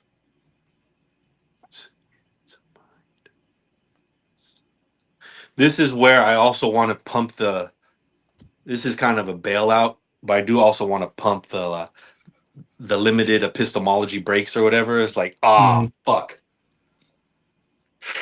I don't know. How am I supposed to know? Like, what reason do we have Yeah. to think that we have access to, and do all that kind of shit? But no, man. It's, So but hold on, I do have a caller that just popped in. I think it's somebody I spoke to last week, so I'll get to you real quick. But in the skeptical theism, if you do settle on a mind, if you're going to call that skeptical theism, are you willing to say maybe not necessarily that the mind is God, but whatever that mind is, it's what we probably mean when we say God? Is that where you are? Or that sounds right. Yeah. Skeptical theist also implies we know more about what God isn't than we do about what God is. So it's almost like an epistemological commitment where it's like, we don't know, and the things we do know, we probably know by negation. And tough shit. You know what I'm saying? Like, hang on by a thread and see how this goes. Yeah.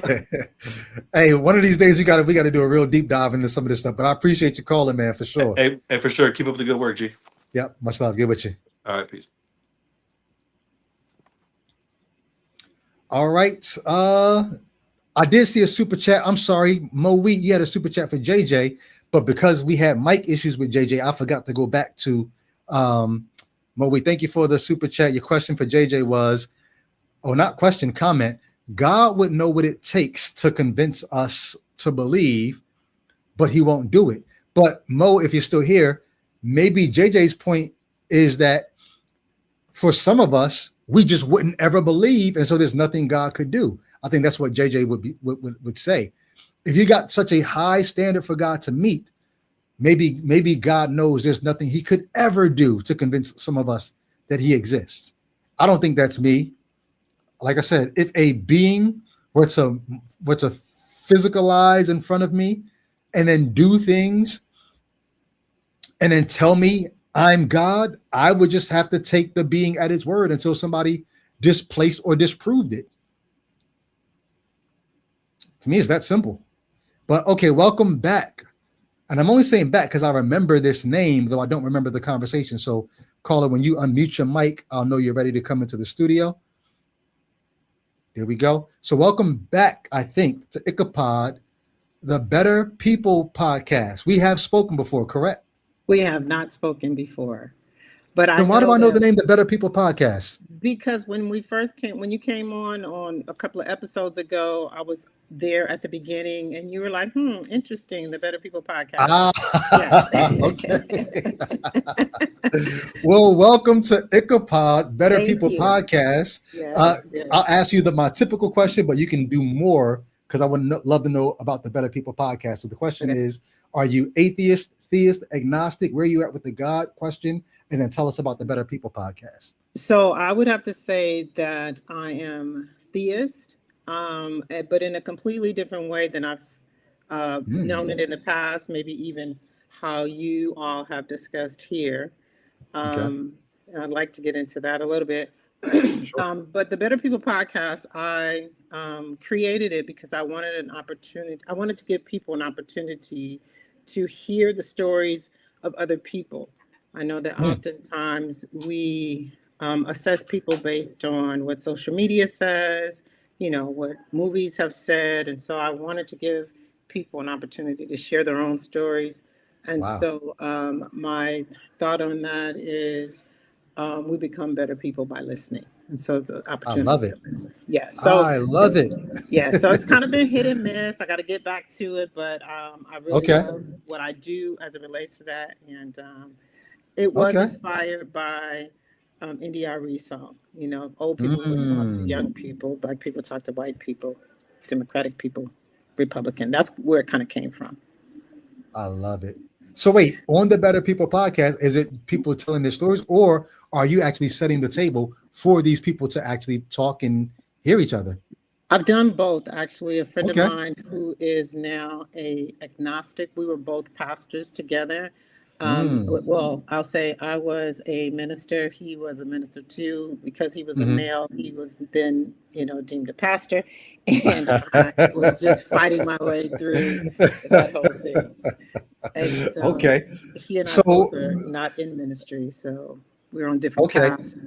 Hmm. So he became agnostic. You are Yes. a theist, but different type than you were back when you were a minister. Yes. When you were a minister, were you any different any particular slice of Christianity? So I'll say this. I have 7 children, and I raised all of my kids on your music. And so your Wow. music came into play at just the right Wow. time, quote unquote, Mm, for me because I didn't have an alternative for them. And mm, so when Cross Movement, came out, Cross Movement wasn't the first Christian music I listened mhm. to. It was oh my gosh, I can't remember them, but they were not rooted in the Bible. Like they were just Christians. Okay. I can't remember their name. You probably know who I'm talking about. But Yeah, anyway, I'm thinking of a bunch of different people. I don't want anybody to feel like I'm dissing, so I won't say well, nobody's name. well, yeah, we're probably on the same page. So anyway, I really appreciated the fact that Mm, I could point to some music that was going to teach. Now, although I was a Christian through a non-denominational Church of Christ okay. lens, and your movement obviously was Mm, different. It still was rooted in towards the text, and so that was really okay. important for me. And so so anyway, I was a part of P4CM at one time, leading over there Wow. prior to it Wow. falling out. And so Mm, so mm, I've been in the space. okay. Yeah. um, Real quick, I don't want to rush you through your story because it sounds like you could probably tell a great story, but talk about better people and listening to people. Can you just give us a quick synopsis as to, aside from struggling with or you're a woman, so you can't be a pastor and all that, how did you go from being the kind of theist that you were to the kind of theist you are now? And if you can maybe rope into that, what kind of theist are you now? so the kind of theist that I was before was, like I said, very much rooted in the biblical text. Hmm. And because of it, it naturally guided me away from it. Like you said, you can't keep. I mean, at one point, what I kept doing was, oh, oop, there they go. Oh, wait a Oh, it minute. was them. I just I put it on the screen thinking it wasn't them. I just wanted to give some love to the gospel gangsters. I wasn't trying to put nobody on blast. I'm so sorry. I didn't. David DeBow, why did you do that? Well, I wasn't thinking of them exactly, but Oh man, no shade. I love those brothers. And yes. when I say that, I didn't know them terribly well. I love what they were doing with their art. They might hear it and say, well, "You ain't love us," but I did appreciate what they were doing. But go ahead. They were important. I'll say that too. Hmm. To Yeah. my kids grew up. But anyway, so I became a Christian. Very quickly learned how to exegete the text, Hmm. and started finding myself kind of exegeting myself away from that denomination in a sense, and I started to travel outside of just the Church of Christ realm and into these, other spaces. And so, but I feel like I've always been a person who has been in pursuit of truth. And Mhm. I think once you come up against something that doesn't make sense, you pause. So I'll say this: I was just No. sharing. So no. Hold on, because what you just said, that's not common. Very many people come up against things that don't make sense, and rather than do what you said, they'll give God the benefit of the doubt that he must know what he's talking about. I must be reading it wrong, or I must not have, his thoughts are higher than mine. So for you to say you come across, you're a seeker of truth, you come across something that don't sit right, you gotta live in light of that. Kudos to you just for living in light of the fact that, man, this don't add up. I'm sorry to interrupt you, but it's not common for people to do that. I appreciate that, and that's exactly what happened. But I will say it didn't happen immediately. It took a long time for me to get to a point where I was like, wait a minute.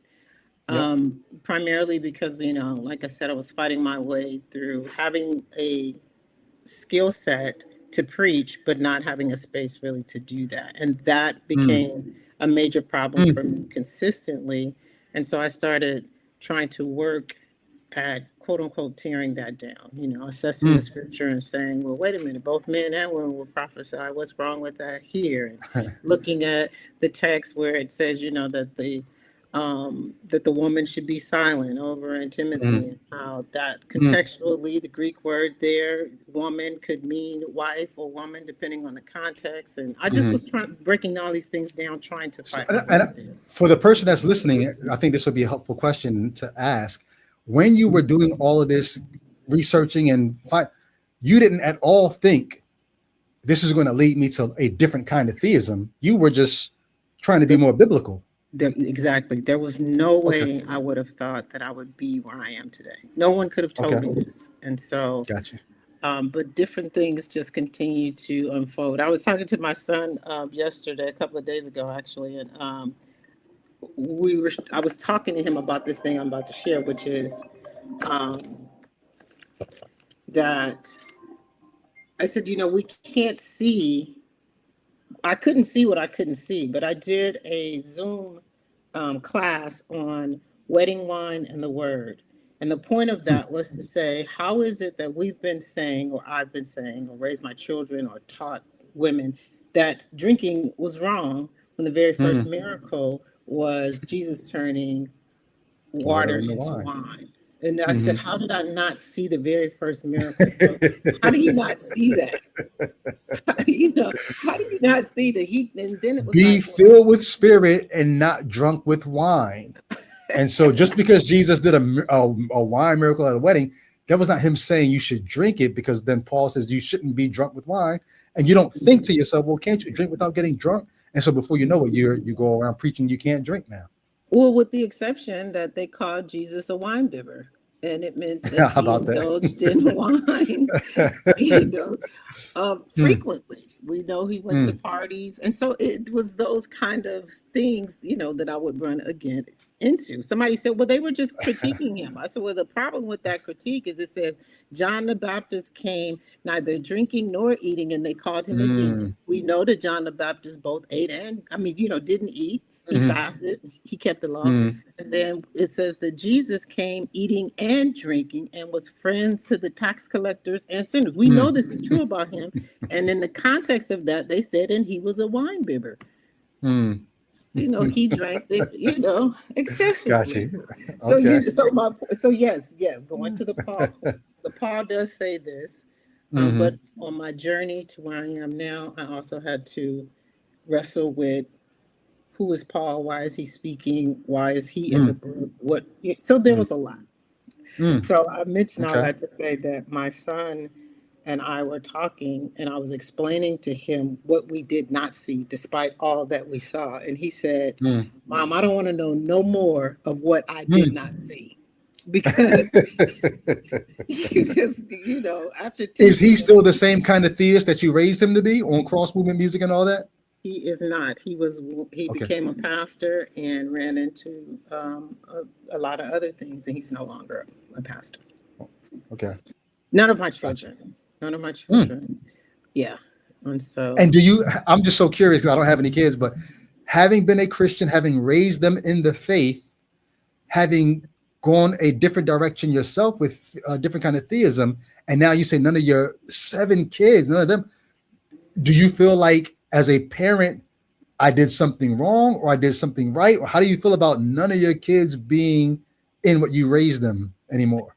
so originally when my children first started to quote unquote rebel, I thought, Mhm. oh, I was too hard on them.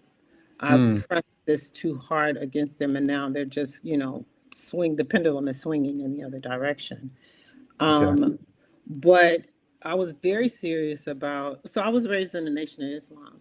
And so my father was anti-Christian. And so I was swinging in the other direction against him unconsciously. Mm. And Wow. so what I didn't see from my father was what I considered, a person who walked in truth, because I felt like I saw a lot of hypocritical things in my upbringing. So my dad would say one thing and do another. And so what my commitment was to know it, because my thing was I saw Christians all the time. I used to say this.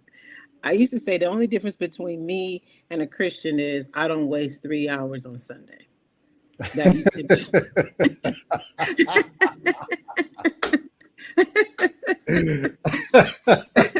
There's probably a lot of Christians who will watch this and hear you say that and probably say, damn, is that a possibility for me too?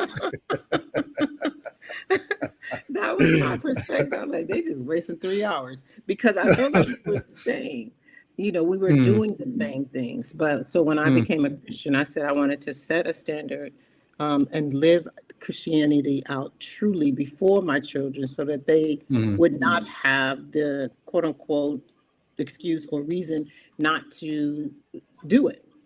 Gotcha. So, so because of that, I lived it out, to the best of my ability before them. And so I felt like I went to the extreme. So when they first all I mentioned that to say we would sit down and have devotions frequently. And I would say maybe 3 to 4 times a week. And I would ask them for, we just was wrestling with the scripture all the time. So I did just feel like it was extreme. So when they decided other, I couldn't do anything but respect what they were thinking and saying, because I felt like, we intellectualized well for years. Okay.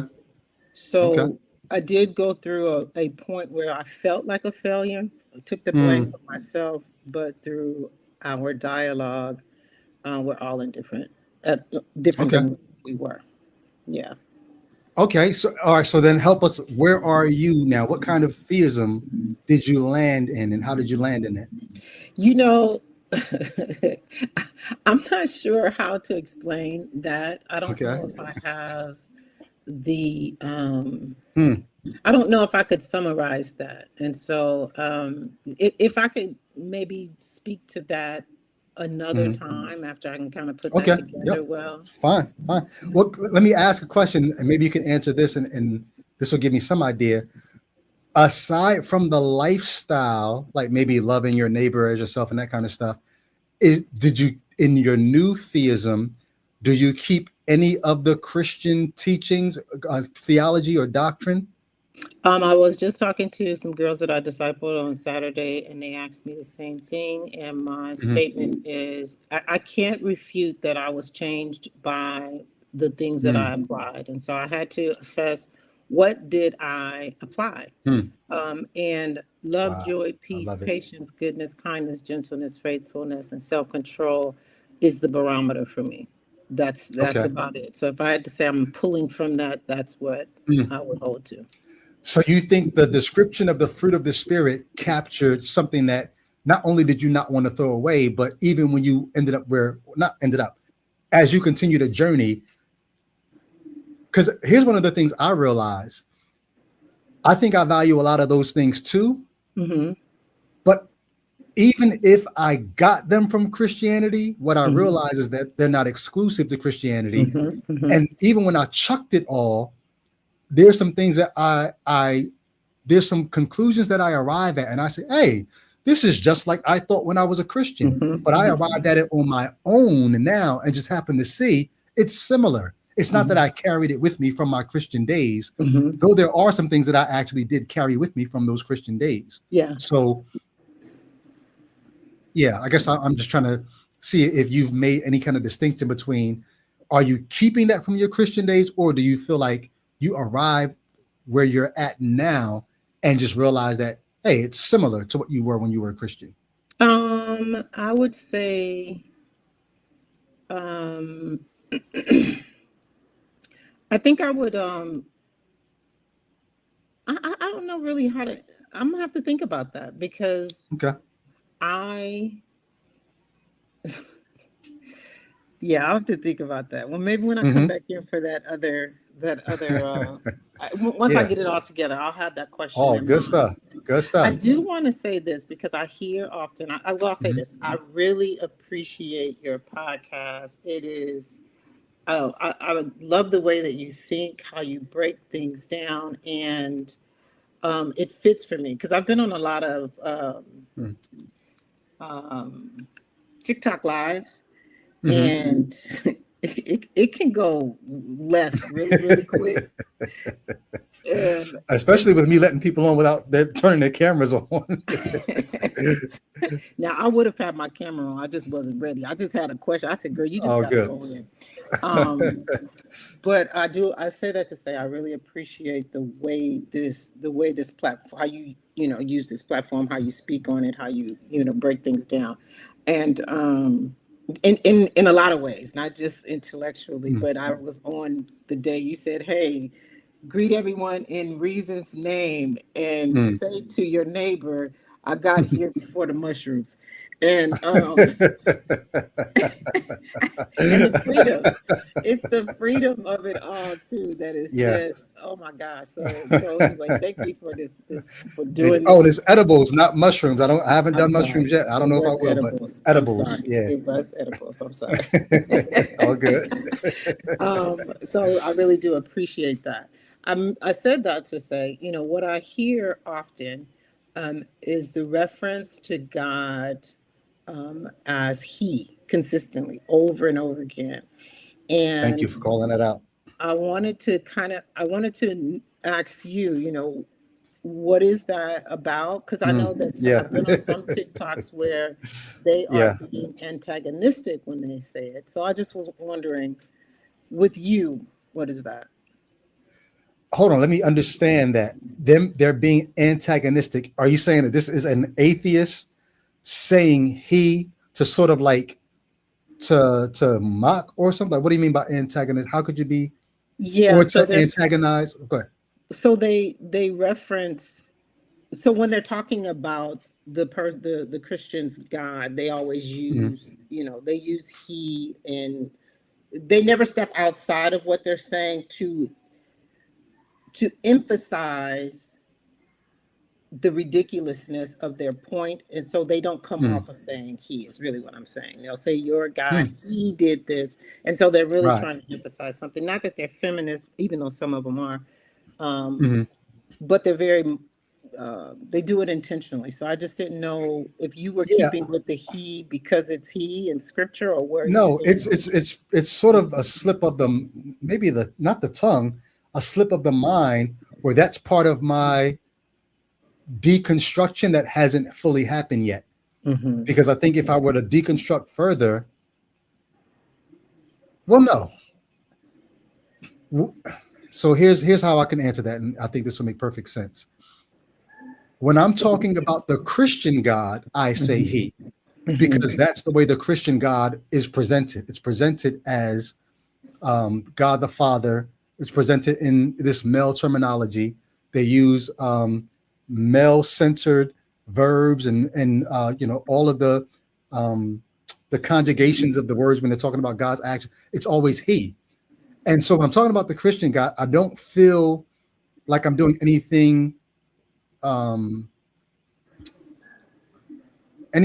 unbiblical, I guess, by saying he.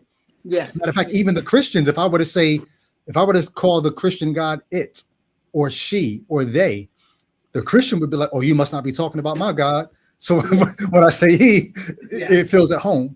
But if I ever talk about God in general, I hope I say more it or they when I talk about God in general, but I'm probably not as mindful about that as I need to be. Okay. But I've got no agenda. Okay. I assume that, but I think because oftentimes when I hear he now hits me in a way that is disturbing every single time, and not because I think, oh, she, but it disturbs me just because of how how I see the Bible as a male dominated control tool, and so For sure. all of it kind of sits in that way. Yeah, and like I said, I don't think I've deconstructed enough to, in my regular conversation when I'm talking about God and not meaning the Christian God, I still might slip a he in there just without thinking. So I probably need to do a little more reading just to chip away. Yesterday I talked about landmines, right? In war, people lay landmines, and when the war is over, the people that laid the landmines don't dig them up, and the people who they were laid for, if they were laid on their territory, sometimes they don't go and dig them up because it's just dangerous.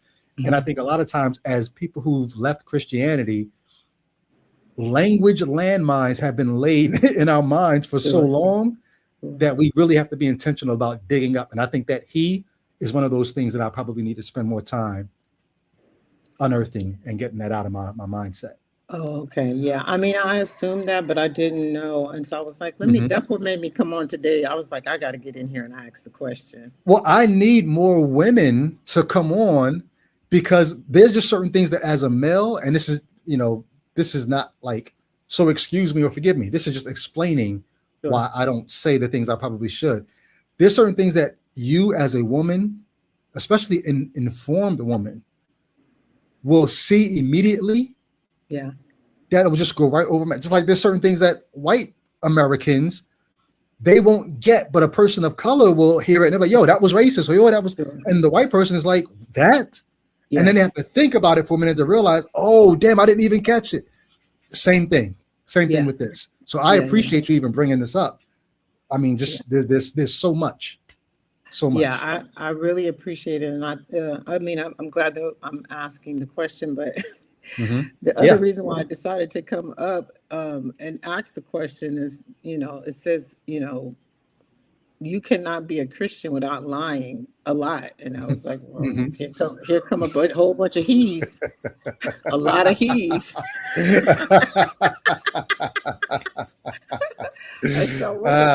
So my perspective now, and I understand what you mean by it's just coming out. I try not to say God, and I try to use the word divine intentionally, because it's greater than a gender. And so I reference the divine as divine intelligence, and the like.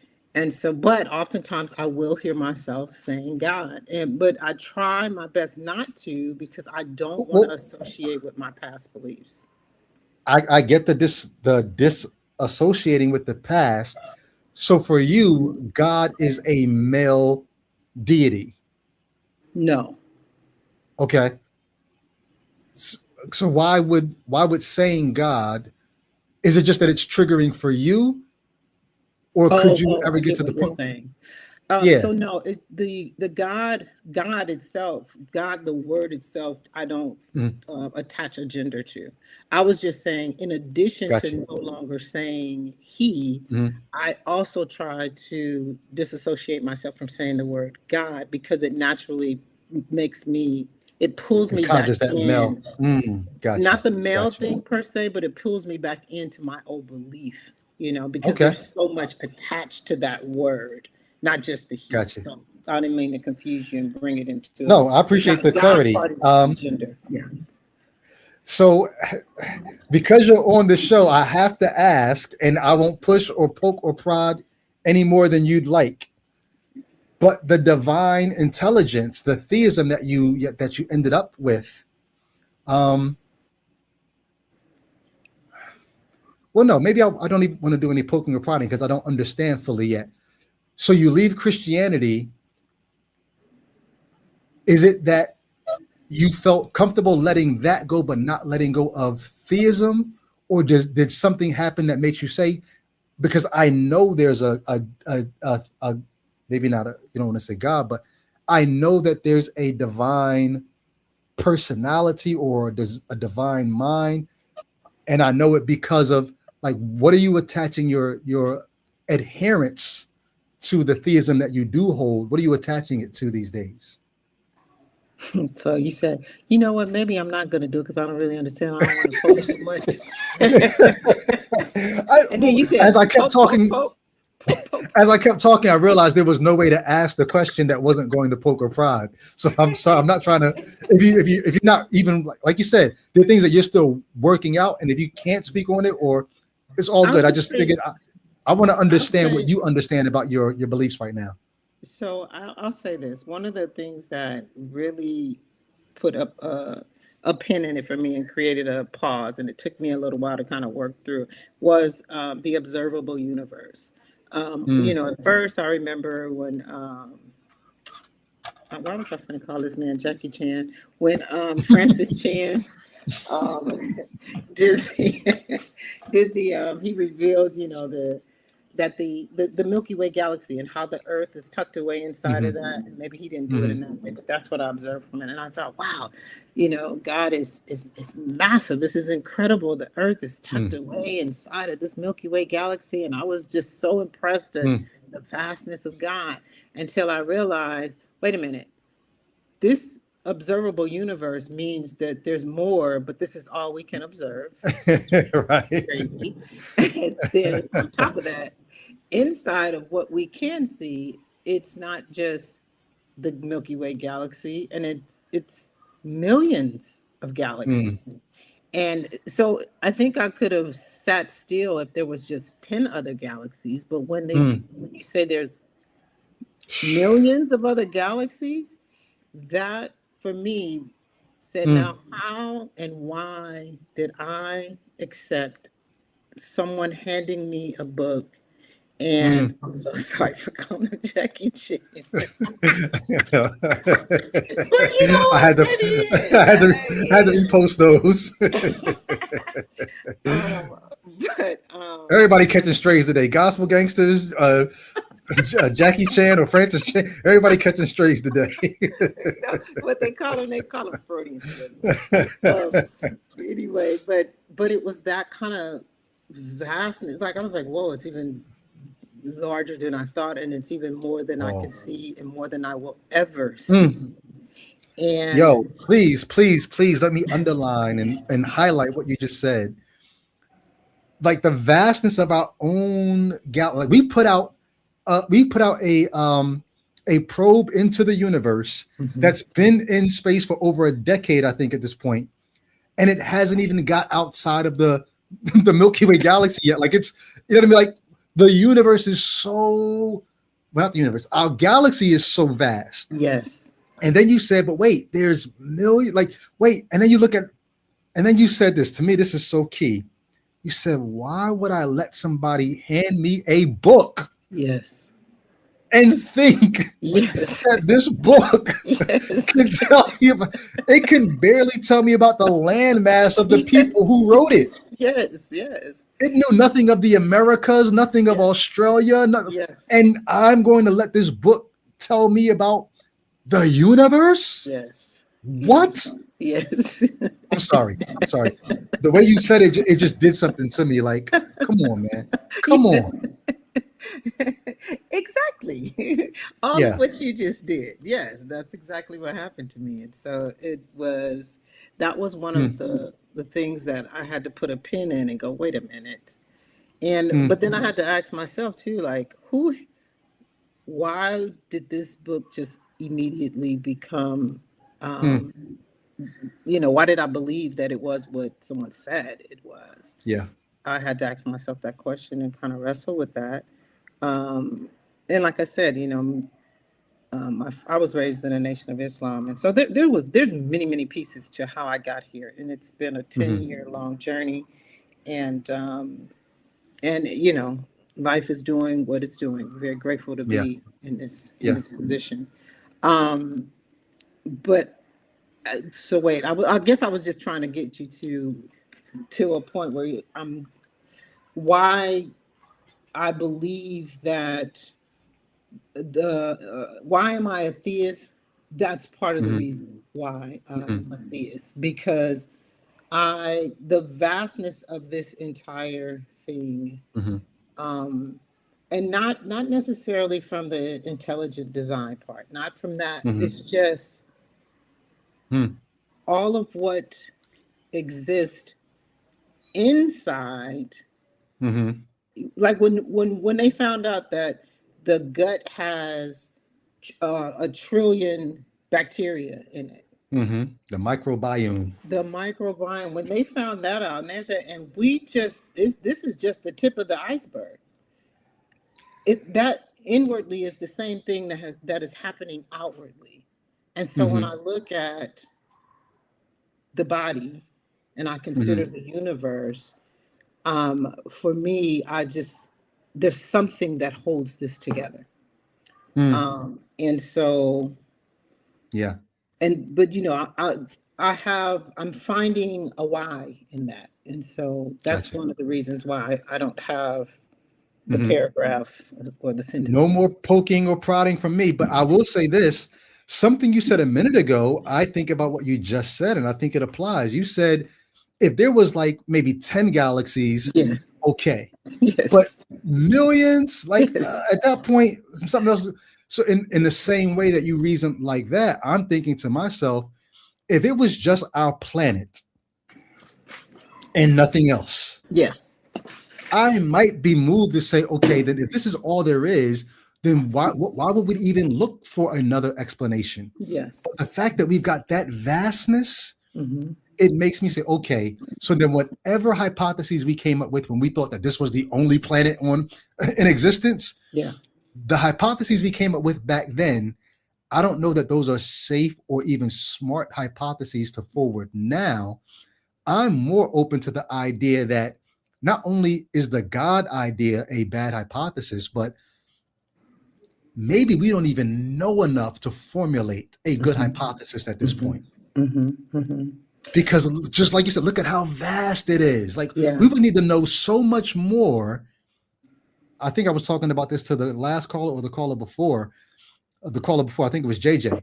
Like to do a good scientific experiment, you first have to do some fact finding to know how Hmm. to even develop your test. You Yes. can't just develop a test right away and say, oh, it failed this test. It must not be true. No, you need to do some fact finding. Well, now we see the terrain Yeah. that we have to do the fact finding in Yeah. before we can even say, okay, now what would explain all of this? It's one thing if we're trying to say what would explain this, and Yes. it's, this small region. Once you zoom out and say what would explain all of this, Yeah. can we just investigate that first before Yeah. we start coming up with hypotheses and sticking, Yes. gods in them? Yeah. No, I think I've heard you say it on here too, that, humans were just trying to make sense of what was in front of them. And so they came up Yeah. with these. I thought that was, it- it's, it hits, it resonates, it's true. And that's what we do. Like, I'm even trying to do it. I'm trying to make sense of some things. you Yeah. know and I Mm, handed these things down to my children. I think the mm, beauty also in what I've handed them is, think, reason, mm. think. Yeah. And so that's been a bit of a safeguard for us. Mm. I heard Neil Hmm. deGrasse Tyson DeGrasse say, Tyson. Hmm. he said, either we are at the beginning of everything or we're at the end. And contextually, he may have been talking about something else, but that just sat with He was me. talking about the simulation theory. Okay, can you explain a little bit? Oh, it's just the idea that we're in a simulation. None of this is real. Okay, got it. Okay. So maybe somebody's got a VR headset on and imagining all this. All of us are in a, in the matrix or something like that, where this isn't real life. It's just being simulated. And he's saying we don't have the technology to actually develop that kind of a thing. So we're either at the beginning of that or the end of that. We can't be anywhere in the middle of that process. That's the way he reasons himself out of thinking that we're in a simulation. Okay. Well, when he said it, I started just thinking, because one of the things too that has pushed up against my religious beliefs too in the last maybe 5 or 6 years is artificial intelligence. And I asked a couple of pastors that I knew at the time, well, what do you do with this? Like, how are you going to teach your people about, against, afford this? And no one wanted to answer that. And that by itself, because either, the way I was taught or the way I would have taught it at that time, I probably would have said it was the devil. Artificial intelligence? Yeah. Wow. I would have said because it's not the Bible. Come on now, it's not in the Bible. Anything that's not there, anything you can't point to, it got to be against God. But I don't know if you've heard me say this on the podcast, but I've said this a couple of times. I will say this: the ancient Near Eastern, and I see the two people in the chat. In the studio waiting. Give me 1 second. I'll get to you guys. Please hold on. The ancient Near Eastern myths, and you see a little bit of this in Genesis 2. The reason why the gods created humans was to do the work that the gods didn't want to do. Think about Genesis 2. There was no plant life because there was no man to till the ground. So God makes a man to till the ground. Well, why are we making AI?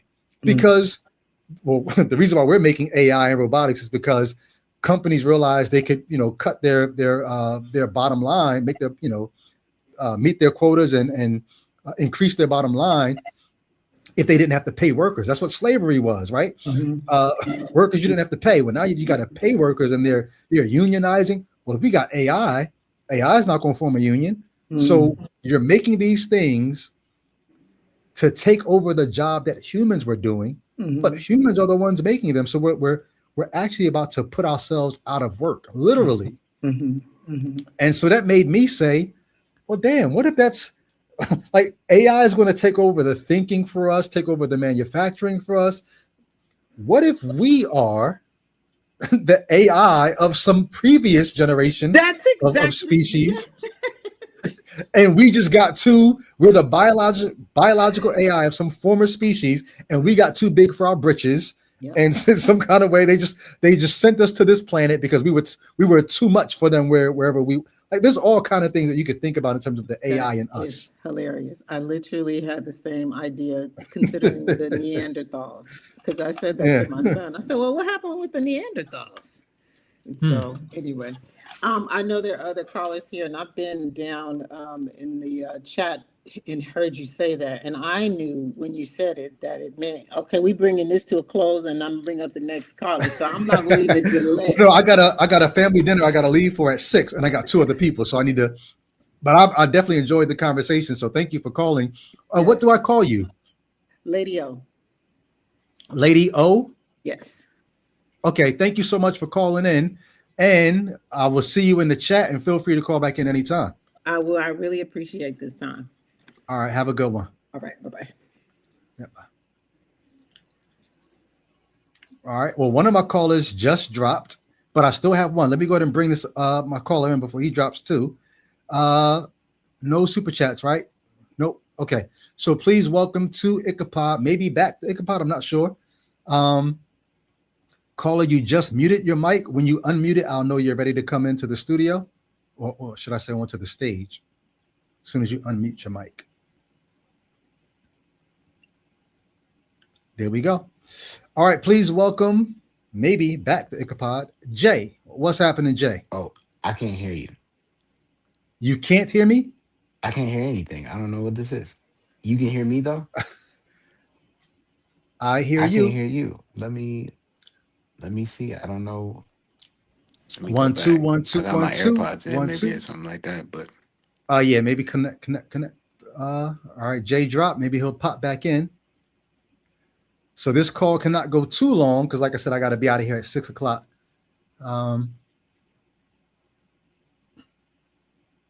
Let me see what's happening in the chat. Okay, here goes Jay again. Let's okay, see. here we go. Now I can One, hear. two, 1, 2, 1, 2. Yes, I can hear you now. Can you hear me? All right, I definitely can. Jay, have we spoken before? We have not, but I'm new to this whole format of what you're Okay, doing. But I was a huge fan of Fanatic, that's what's up. and so I just had one question, and I'm Real quick, but curious. before your question, Yes. so that Oh the yeah. the viewers know who we're talking to or who's talking to us. Are you a theist? Are you atheist? Or are you agnostic? Where are you at with the God question? Mm, you know, I would describe myself as a theist. Okay. The fact that you struggle to answer it makes me curious how you're going to answer this. If you were a old fanatic from the Christian rap world, as a theist now, are you a Christian or are you a theist of any particular stripe? No, I would still consider myself as a Christian. Okay, and then so that means I have one more question for you. Is the Bible the word of God? And if so, is it inerrant or infallible? He Inerrant and infallible. I would say, the knowledge of all that I have like accumulated or whatever. Like I like theoretically, I just want to say yes. Mhm. Yeah, from a I think there's a part of me that's like maybe like a little disassociated from the reality of it. Like I do leave room open for there to be like, you Mhm. know, not true. I guess I would say, to put it all in a box, I would say I hope so. I hope that those Okay. words are true. Hey, you know what? I respect the honesty. Today and yesterday, we have some honest folks who just willing to say, hey, you know what? I'm not going to say what I can't say. This is what I can say, and I respect that. I'm not going to try to. Well, I was going to say I'm not going to try to pull away from you, but I am going to try to sort of stress test your commitment to the Bible. But you called in either because the prompt, or maybe you heard something. Why did you call in? The prompt is you cannot be a Christian without lying a lot. Did you call in to maybe respond to that or something else? Oh no, I didn't even see the prompt. See, I was wondering how this worked. I just call like I Okay. follow you on Instagram, and every now and then, it'll translate to live. And so I always like to just like check in and like see what y'all are Okay. talking about. But I did Got you. want to ask, man, and I mean this from like, and I wanted to ask this from like Mhm. a sincere point of view. I wanted to see like what's the heart behind Mhm. of doing this, Mhm. like I Yeah. get it from the Christian standpoint of like Christians, they want to make disciples, they want to, you know what I mean, like I Mhm. think about old Christian rap fanatics spreading the gospel, whatever the case may be. And Mhm. then this point, it would seem like if there was Yeah. a change, it would be like, why not just like, Mhm. just live in solitude, not live in solitude, but like not try to convince people, you know what I mean? Yeah. Well, so you're giving me the nice version of shut up and go away. Like, No, why no, no, not no. just I'm fade to not. No, black? no, no, no. I don't even mean that, because I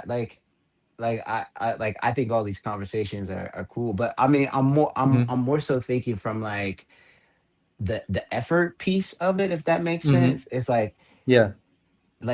it seems like it's just as much effort in this as Yeah. it is in It, preaching it's or. probably just as much effort, but not as much stress. When I was a Christian doing things like Mm, this, there was eternity at stake and your eternal fate. ah. Now, what's at stake is two things.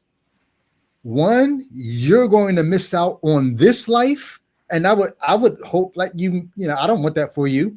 But then two, if you are a Christian, you're probably going to make somebody else's life on this earth hell. And I want to Yeah. lessen the amount of people who are making people's lives hell on this planet. Okay. That makes sense. That makes a lot of sense. So there's less stress on that because initially I was like, man, this seems just as much stressful. You're still getting debates. You're still getting Nah, it. my life is this. I can't explain how, like, I want to say how much less stress, but it's Mm, like no stress. Like, once I stopped thinking that eternity was at stake for other people and for myself, it was like, oh my gosh, like taking a load off. Like, what?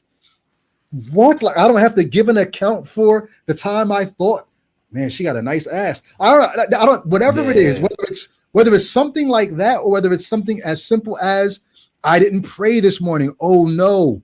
Is that why I ended up in this situation? Like, I don't have to trace a million different little, when something bad happens, is this God correcting me? Is this God trying to uh refine my faith? Is this God sending a messenger from Satan to buffet me? Whenever something bad happens as a Christian, I was always trying to trace, why did God allow this? Mm, Now, when something bad happens, you know what I say? That's life. Could mm, I have done something to prevent this? Did I do something to contribute to this? If not, you know what?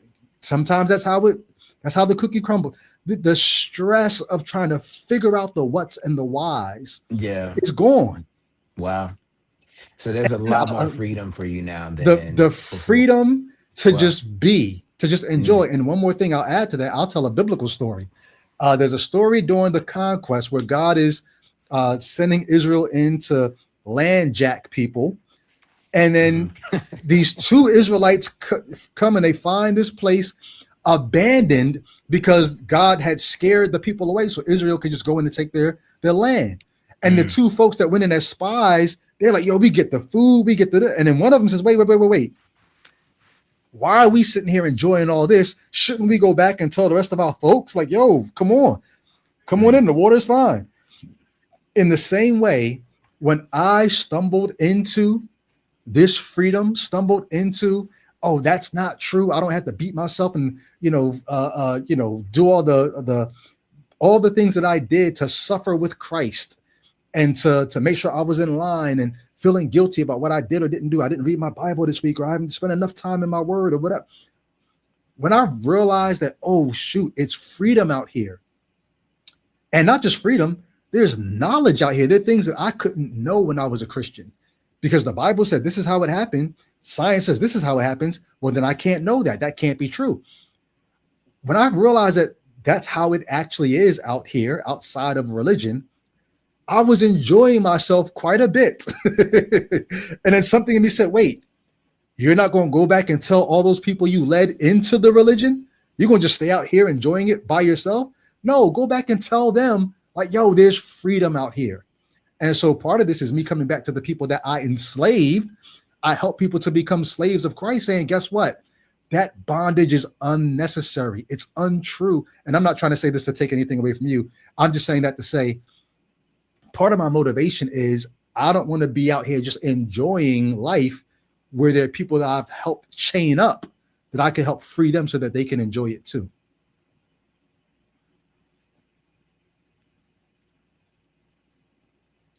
That makes sense. Did we lose Jay? Uh-oh.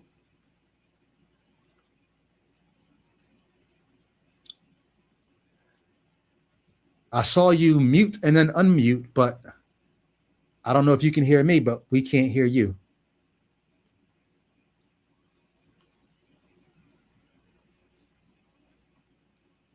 can you hear me now? Yes, sir. Yeah, there we go. I don't know if you just heard, but I was like, that makes sense that, feeling that overwhelming sense of freedom and then Mm, maybe even feeling a sense of guilt with, mm. how hard you went and how hard you sort of like enslaved or communicated that to other people. But I'm curious, like, why even feel that sense of guilt on this end of it to like go back and Well, rescue those because people? because there's something that Jesus jacked from I think it was Hillel, the elder, if I'm not mistaken. But Jesus gives what we call the golden rule, right? Do unto others as you would have them do unto you. Or even in Islam, I think in one of the hadiths, you get this idea of that which is objectionable to you, do not do to another.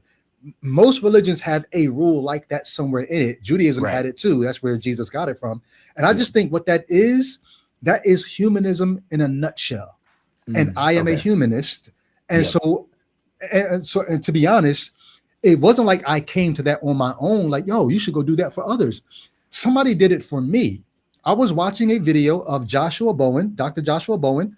He wrote a great book series called The Atheist Handbook to the Old Testament. But I was watching a video of his before I even knew about his book, where he just was talking about his deconversion. And when he talked about, there was a moment where he was sitting in class. He was a pastor, he was a preacher, he was an evangelist. He had taken undergraduate studies, and he was going on to get his master's now in Assyriology. But while he was doing that, he was studying the book of Daniel and realized that there was a huge error in the book of Daniel where they attributed something to Nebuchadnezzar that was actually true of another ruler named Nabonidus. And then Joshua Bowen says, wait a minute, like if Daniel could have gotten that wrong, then the Bible's not inerrant. Like, then what else could be? And he says, and somebody asked him, I was watching his video, and then a question came in.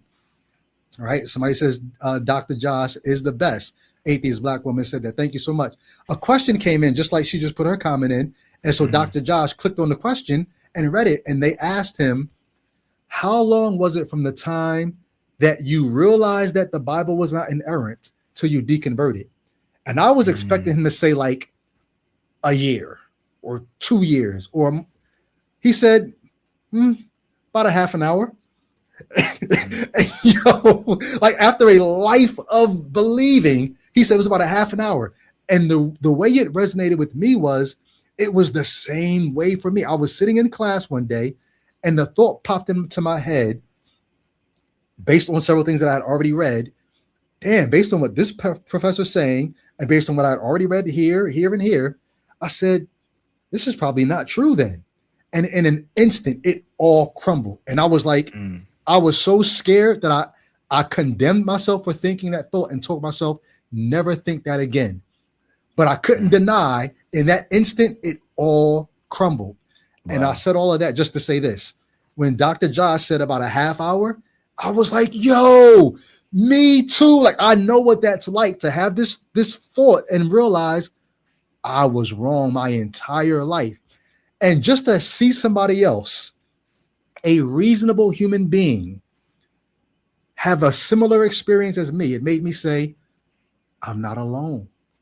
Like I literally said to the screen, I said, brother, I wanted to reach out and hug him. I was like, you're my brother. I know what you're talking about. And that felt so humanizing and so affirming that I instantly knew. I said, yo, if I ever get the chance, I want to do for other people what Dr. Josh just did for me. And so that's part of why I do this. I've got a million reasons. That's one of them. That makes sense too, especially given your musical background. I imagine like you might have had a similar experience in like connecting with music, right? Like I feel like that too. And then just being able to offer that to other people, that sense of like, I feel like that as well. Let's join together in this. That makes sense. All right. I get that. Oh, last question. Yeah. As do you think that the Bible can be, well, and obviously I know your answer on this, but do you think there's space or room for the Bible being inerrant and also still true, if that makes sense? And wait, when you say being inerrant, you meaning being errant, meaning having errors and still being true? Yes. It's possible that some parts of it contain errors and then other parts of it contain truth. But unless there's a legend, some kind of guide to tell us, here's how you know the true parts and here's how you know the untrue parts, I wouldn't know what to do with it. Yeah. Good. That makes sense. Yeah. I mean, I appreciate you, man. Appreciate the time. Hey Jay, thanks for calling. I'm here Mondays and Tuesdays doing the live show. Thursday I do a show called Exit Strategy.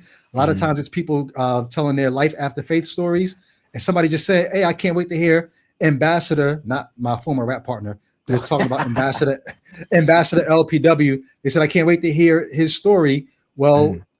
me and Ambassador LPW have been kicking it, and I owe him some dates. I need to shoot him some dates so that we can get his story on the channel. So I do those on Thursdays. Matter of fact, I have a Life After Faith coming up this Thursday that I cannot wait to hear. But either way, Jay, I appreciate you calling, and bro, I'm here, and I'm not saying that you have to deconstruct or deconvert.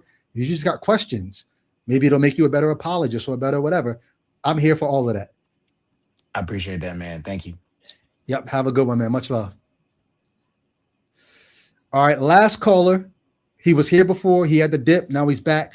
Welcome to Ichabod. As soon as you unmute your mic, I'll bring you in. Bam. There you go. If you want to turn your camera on, that'd be cool too. You don't have to. But I will bring you in. I'll give you a second to make any adjustments you want to make, and then I'll bring you into the studio. I didn't give a chance to, I did have a chance. I didn't take the chance earlier to give a shout out to all of the Patreon supporters. Thank you all so much. April 15th, Saturday, 2 Saturdays from now, we'll be going through Anthony Flu's There Is a God. So get the book, start reading chapters 1 and 2. That'll be on August 15th. I'll shoot you guys a text or a message in Patreon to tell you the time.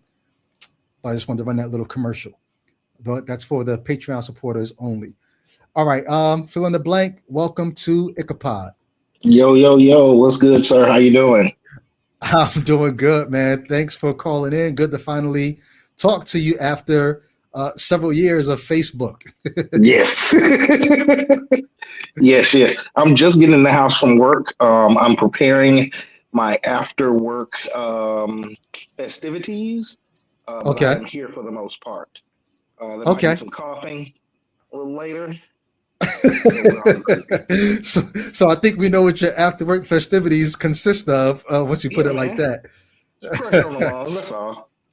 So I've seen you, Ambassador LPW says, love the name, fill in the blank. Yeah, I was going back and forth with him on Facebook for several years before I realized that his name was actually saying fill in the blank.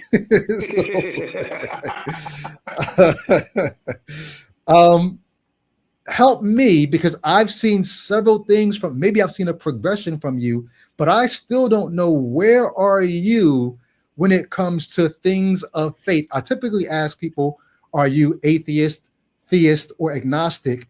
But I'm just going to ask, like kind of just let you tell us, because I think when you first started commenting on my stuff, you were Christian, right? So, that's a great question because we've been Facebook friends since before both of us kind of deconverted. I just was a Okay. lot more quiet. And because I'm in the South, That's right. the language of church is part of my day-to-day, even professionally. Oh, wait. I'm sorry. This is sounding so familiar. I think you might have said this to me in a DM, didn't you? So the last time I got on, I kind of went into this. I'm remembering, but that's been some months at this point. Okay. What you're yeah. saying sounds very familiar. So I either you said it on Facebook or somewhere else. But okay, go ahead. I'm sorry. Yeah. So technically, I started deconverting. I give it around 2010-ish. Heavy on the ish because it could have been before, it could have been after. It's just like you were describing earlier. That fear of, oh my gosh, am I the only one that sees what this is? Like in the South, it's a lot scarier because, it would take, I'd say mid 2010s before you would see Black atheists out loud in the South. Yeah. So, and the fact that my community is mostly like not just believers, there's a church on every corner. Yeah. Give me 2 more seconds. I got to grab something else. My man, chefing it up. Yeah, man. We got to defrag the brain after a day of customer service. I feel you. I'm resisting the urge to pop one of my edibles right now. I'm going out with family. I think I want to just enjoy without having Yeah, to. Yeah. if you haven't won the battle, hold on, because I think the last time I was on, you were telling the stories about how you went to the concert and basically missed it all. I didn't miss it all. Okay. I ended up watching a lot of it from a stool or from a chair Oh, after I fainted 3 times. It was the yikes. worst. It was the worst. But I figured it out, so I'm good now. No fainting since then. That was back in Great February. stuff. Great stuff.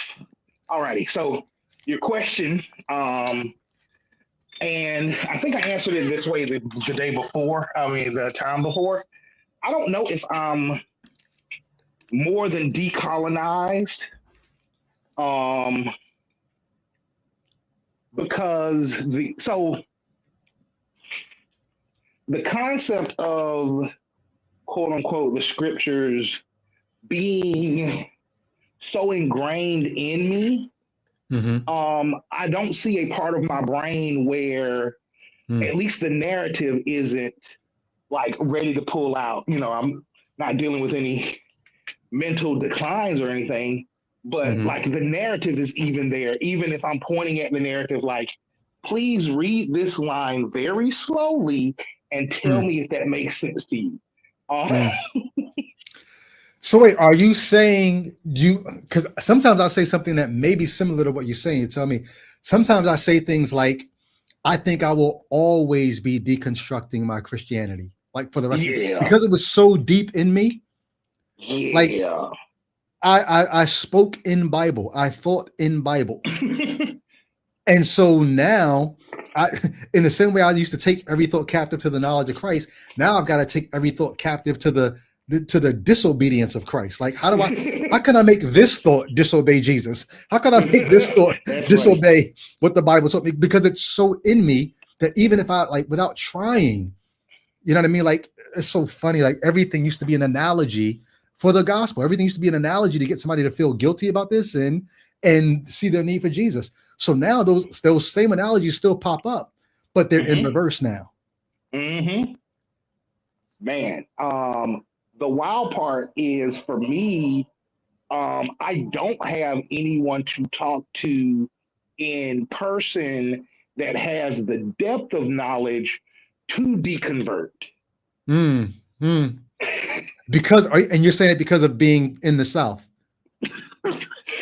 or not? I'm because of being in the South, and the way that Christianity has a stronghold on even the professional lives of others. But people are very much milk Christian. Like, isn't that the weird thing? Like, as staunch as they are, they only go this deep in it, but they know that little bit of depth, like with all their soul. The jargon that's not even biblical is funny to me. People will hang on to something that a preacher said 40 years ago that, and I guess this goes back into the question of the hour. Like, there's so much lying in Christianity that I don't even know how many Christians know the truth, let alone how to separate the truth from the lie. Was I breaking up there? No, you're good. You're good. You're making me think about, you go online right now on my Facebook, and I'll just scroll down, and out of 10 posts from Facebook friends I see, 8 of them will be saying, see, we knew it. Dr. Fauci was lying. The virus was this and the vaccine was that. And you look at all the disinformation. And sometimes I just sit and I say, like, I got a guy right now who posted something. So you mean to tell me all this time, we were right, us vax deniers were right, And I just typed, it was a general question for whoever. I just went in this comments and I just typed no, and I left. And then he came back and he was like, he was like, no, so then tell me, like, give me the facts, give me that thing. I said, bro, you're on the internet. Mm-hmm. I don't have to, like, you can Google your questions and you might find some things that are in favor, some things that are against, but you can, I said, just be discerning and don't be sensational, but you're on the internet. You shouldn't need me to come. But what it left me saying was the level of disinformation and misinformation that's out there. How are you ever going to get people to live in light of reason, in light of truth, in light of facts, in light of evidence, in light of this, and da, da, da, da. And the same thing can be said about Christianity. It's like, I don't know if we're ever going to be able to walk around the earth and not have people, not just Christianity, religion in general. Like, are you ever going to be able to walk around earth and not have people swear to you up and down that you owe your existence to a being who you've never seen and you've never heard from? So the funny part is, you were in, before I got off of work, you were talking to the other guy at that point who was saying, you know, if God showed you something, you know, undeniable, would you believe it? Mm-hmm. And the interesting thing for me in my deconstruction is I'm a literal dreamer. I have what they call prophetic dreams. I have seen decades before I could even explain what the dream was. I saw things happening throughout my entire life. And if I'm being 1,000, the way that I deconstructed was because of my connection to whatever that quote unquote voice is that would ask me, read that line again, make certain that makes sense to you. Because you don't give yourself credit for that. I'm just curious. Do you believe in your heart of hearts that voice that's telling you, hey, read that line again? Does that make sense? You don't think that that's just your internal monologue? Do you credit something external with that? So, okay. Because where I am in my deconstruction, I'm very much against the external concept of God. I know a lot of people believe in an external God, and for milk drinkers, that's fine, well and dandy. But for me personally, like, no, there's always been, and I'll say even my higher self, but there's always been a narrative going on, and it's never, like, when people wanted me to go pray outside of abortion clinics, like, nothing in me was like, yeah, that's the move I need to make. Come on, let's go. I was like, no, you guys, I don't even want to say have fun, because I know the type of person that would be in that line to go inside of the building, and they don't need whatever you're trying to bring to them, because it's sure not godly from my perspective. A lot of my deconstruction even went through the process of, I knew more and better before I got linked up with evangelicals who claimed very pridefully to know the most and the best. Okay. And I have so I grew up in a very historic African-American denomination, and their roles in society from 1787, it's always been for the betterment of the multitudes. It's not big I, little you. It's not, and who's the enemy this week? It's, if we're stronger, we have to upgird the weaker. And that's the model of God that I'm only interested in at this point, because sometimes synchronicity be wild. You might have something that doesn't make sense to you, but you'll say it to the right person at the right time, and they get a whole different understanding from it than what you put out there. But it's all what is it in the vein of, and there's a literal God of a bloodlust that I'm concerned others believing in. And I might have to restate that sentence. No, you're good. God has a bloodlust. No, I'm with you. I'm with you there. I guess what I'm trying to get at is, okay, then your God, and when I ask whether you're atheist, theist, or agnostic, you kind of weren't really sure how you would address it. I think you might know where you are, but I'm still trying to figure out. So you say you're a dreamer, you've dreamt things have happened, you've had a voice inside, and you're not going to say it's an external deity. And so if it is a deity at all, it's something internal. It might be your higher self. I guess I'm still trying to figure out. So what do you think about a deity? Are you certain within yourself that there is such a thing as a higher power, and that higher power is a personality that other people refer to as God? Are you there, or are you maybe still trying to figure out how do you want to define these experiences that you've been having? So that's a heavy question, because at this point, it's not just me and what I believe, it's who taught me to believe certain things. Well, let me ask you this way. Do you pray? Not like they defined me to back in the day. Like I'm rarely on my knees. I'm rarely like doing the posture of prayer, trying to spend even without the I hardly ever did the posture. I prayed as I went, but I thought I was talking to someone, not me. Do you do that? Yeah. Okay. Yeah. I would probably check a lot of the boxes for aphrenia if it's not schizo. But I would check several of the boxes that would be like, yeah, this might be a religious psychosis, and he's not even in nobody's church. Because just the very fact that you're willing to self-diagnose to the degree that you would and say this might be religious psychosis, because to me, even if you're willing to say I do pray, but I think it could be religious psychosis, I wouldn't ever try to take that away from you. I have a guy who was on the program several times. I think it was Colton was on the show. He calls himself a Christian atheist.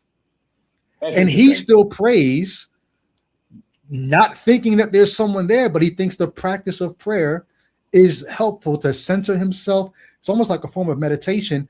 So like you've said nothing so far that makes me necessarily want to say, I think that could be dangerous. If you know that it's religious psychosis to some degree, but it's helping you, it helps you to make sense of your world. Because I don't think you would ever go out and preach your religious psychosis. You would just tell people, these are the experiences that I have, and here's how I make sense of them. And I don't think you're ever going to harm somebody by saying that. So I've got no bone with you over anything like that. Good stuff. Because, and then once again, this is probably a more so Southern thing, because I don't see Northerners being even patient enough. But I don't know how y'all really did evangelism the way that it came off to me, because my image of Northerners is very get the fuck out of my face. Well, I tell you what, we used to live. We thrived on that kind of response, because that helped us realize we're being persecuted. He cursed us out in Jesus' name. We're out here preaching, and like homegirl on the plane, the girl that got kicked off the plane and banned flying on Alaska Airlines, she counted that as persecution, and it validated her faith. See, that's proof that y'all must hate my Jesus. No, it's proof that you're an asshole and a jerk and inconsiderate, but you're going to interpret it in a way that reinforces the bias that you already have.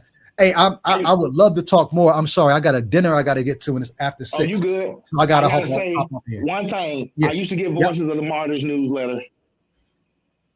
Didn't we all?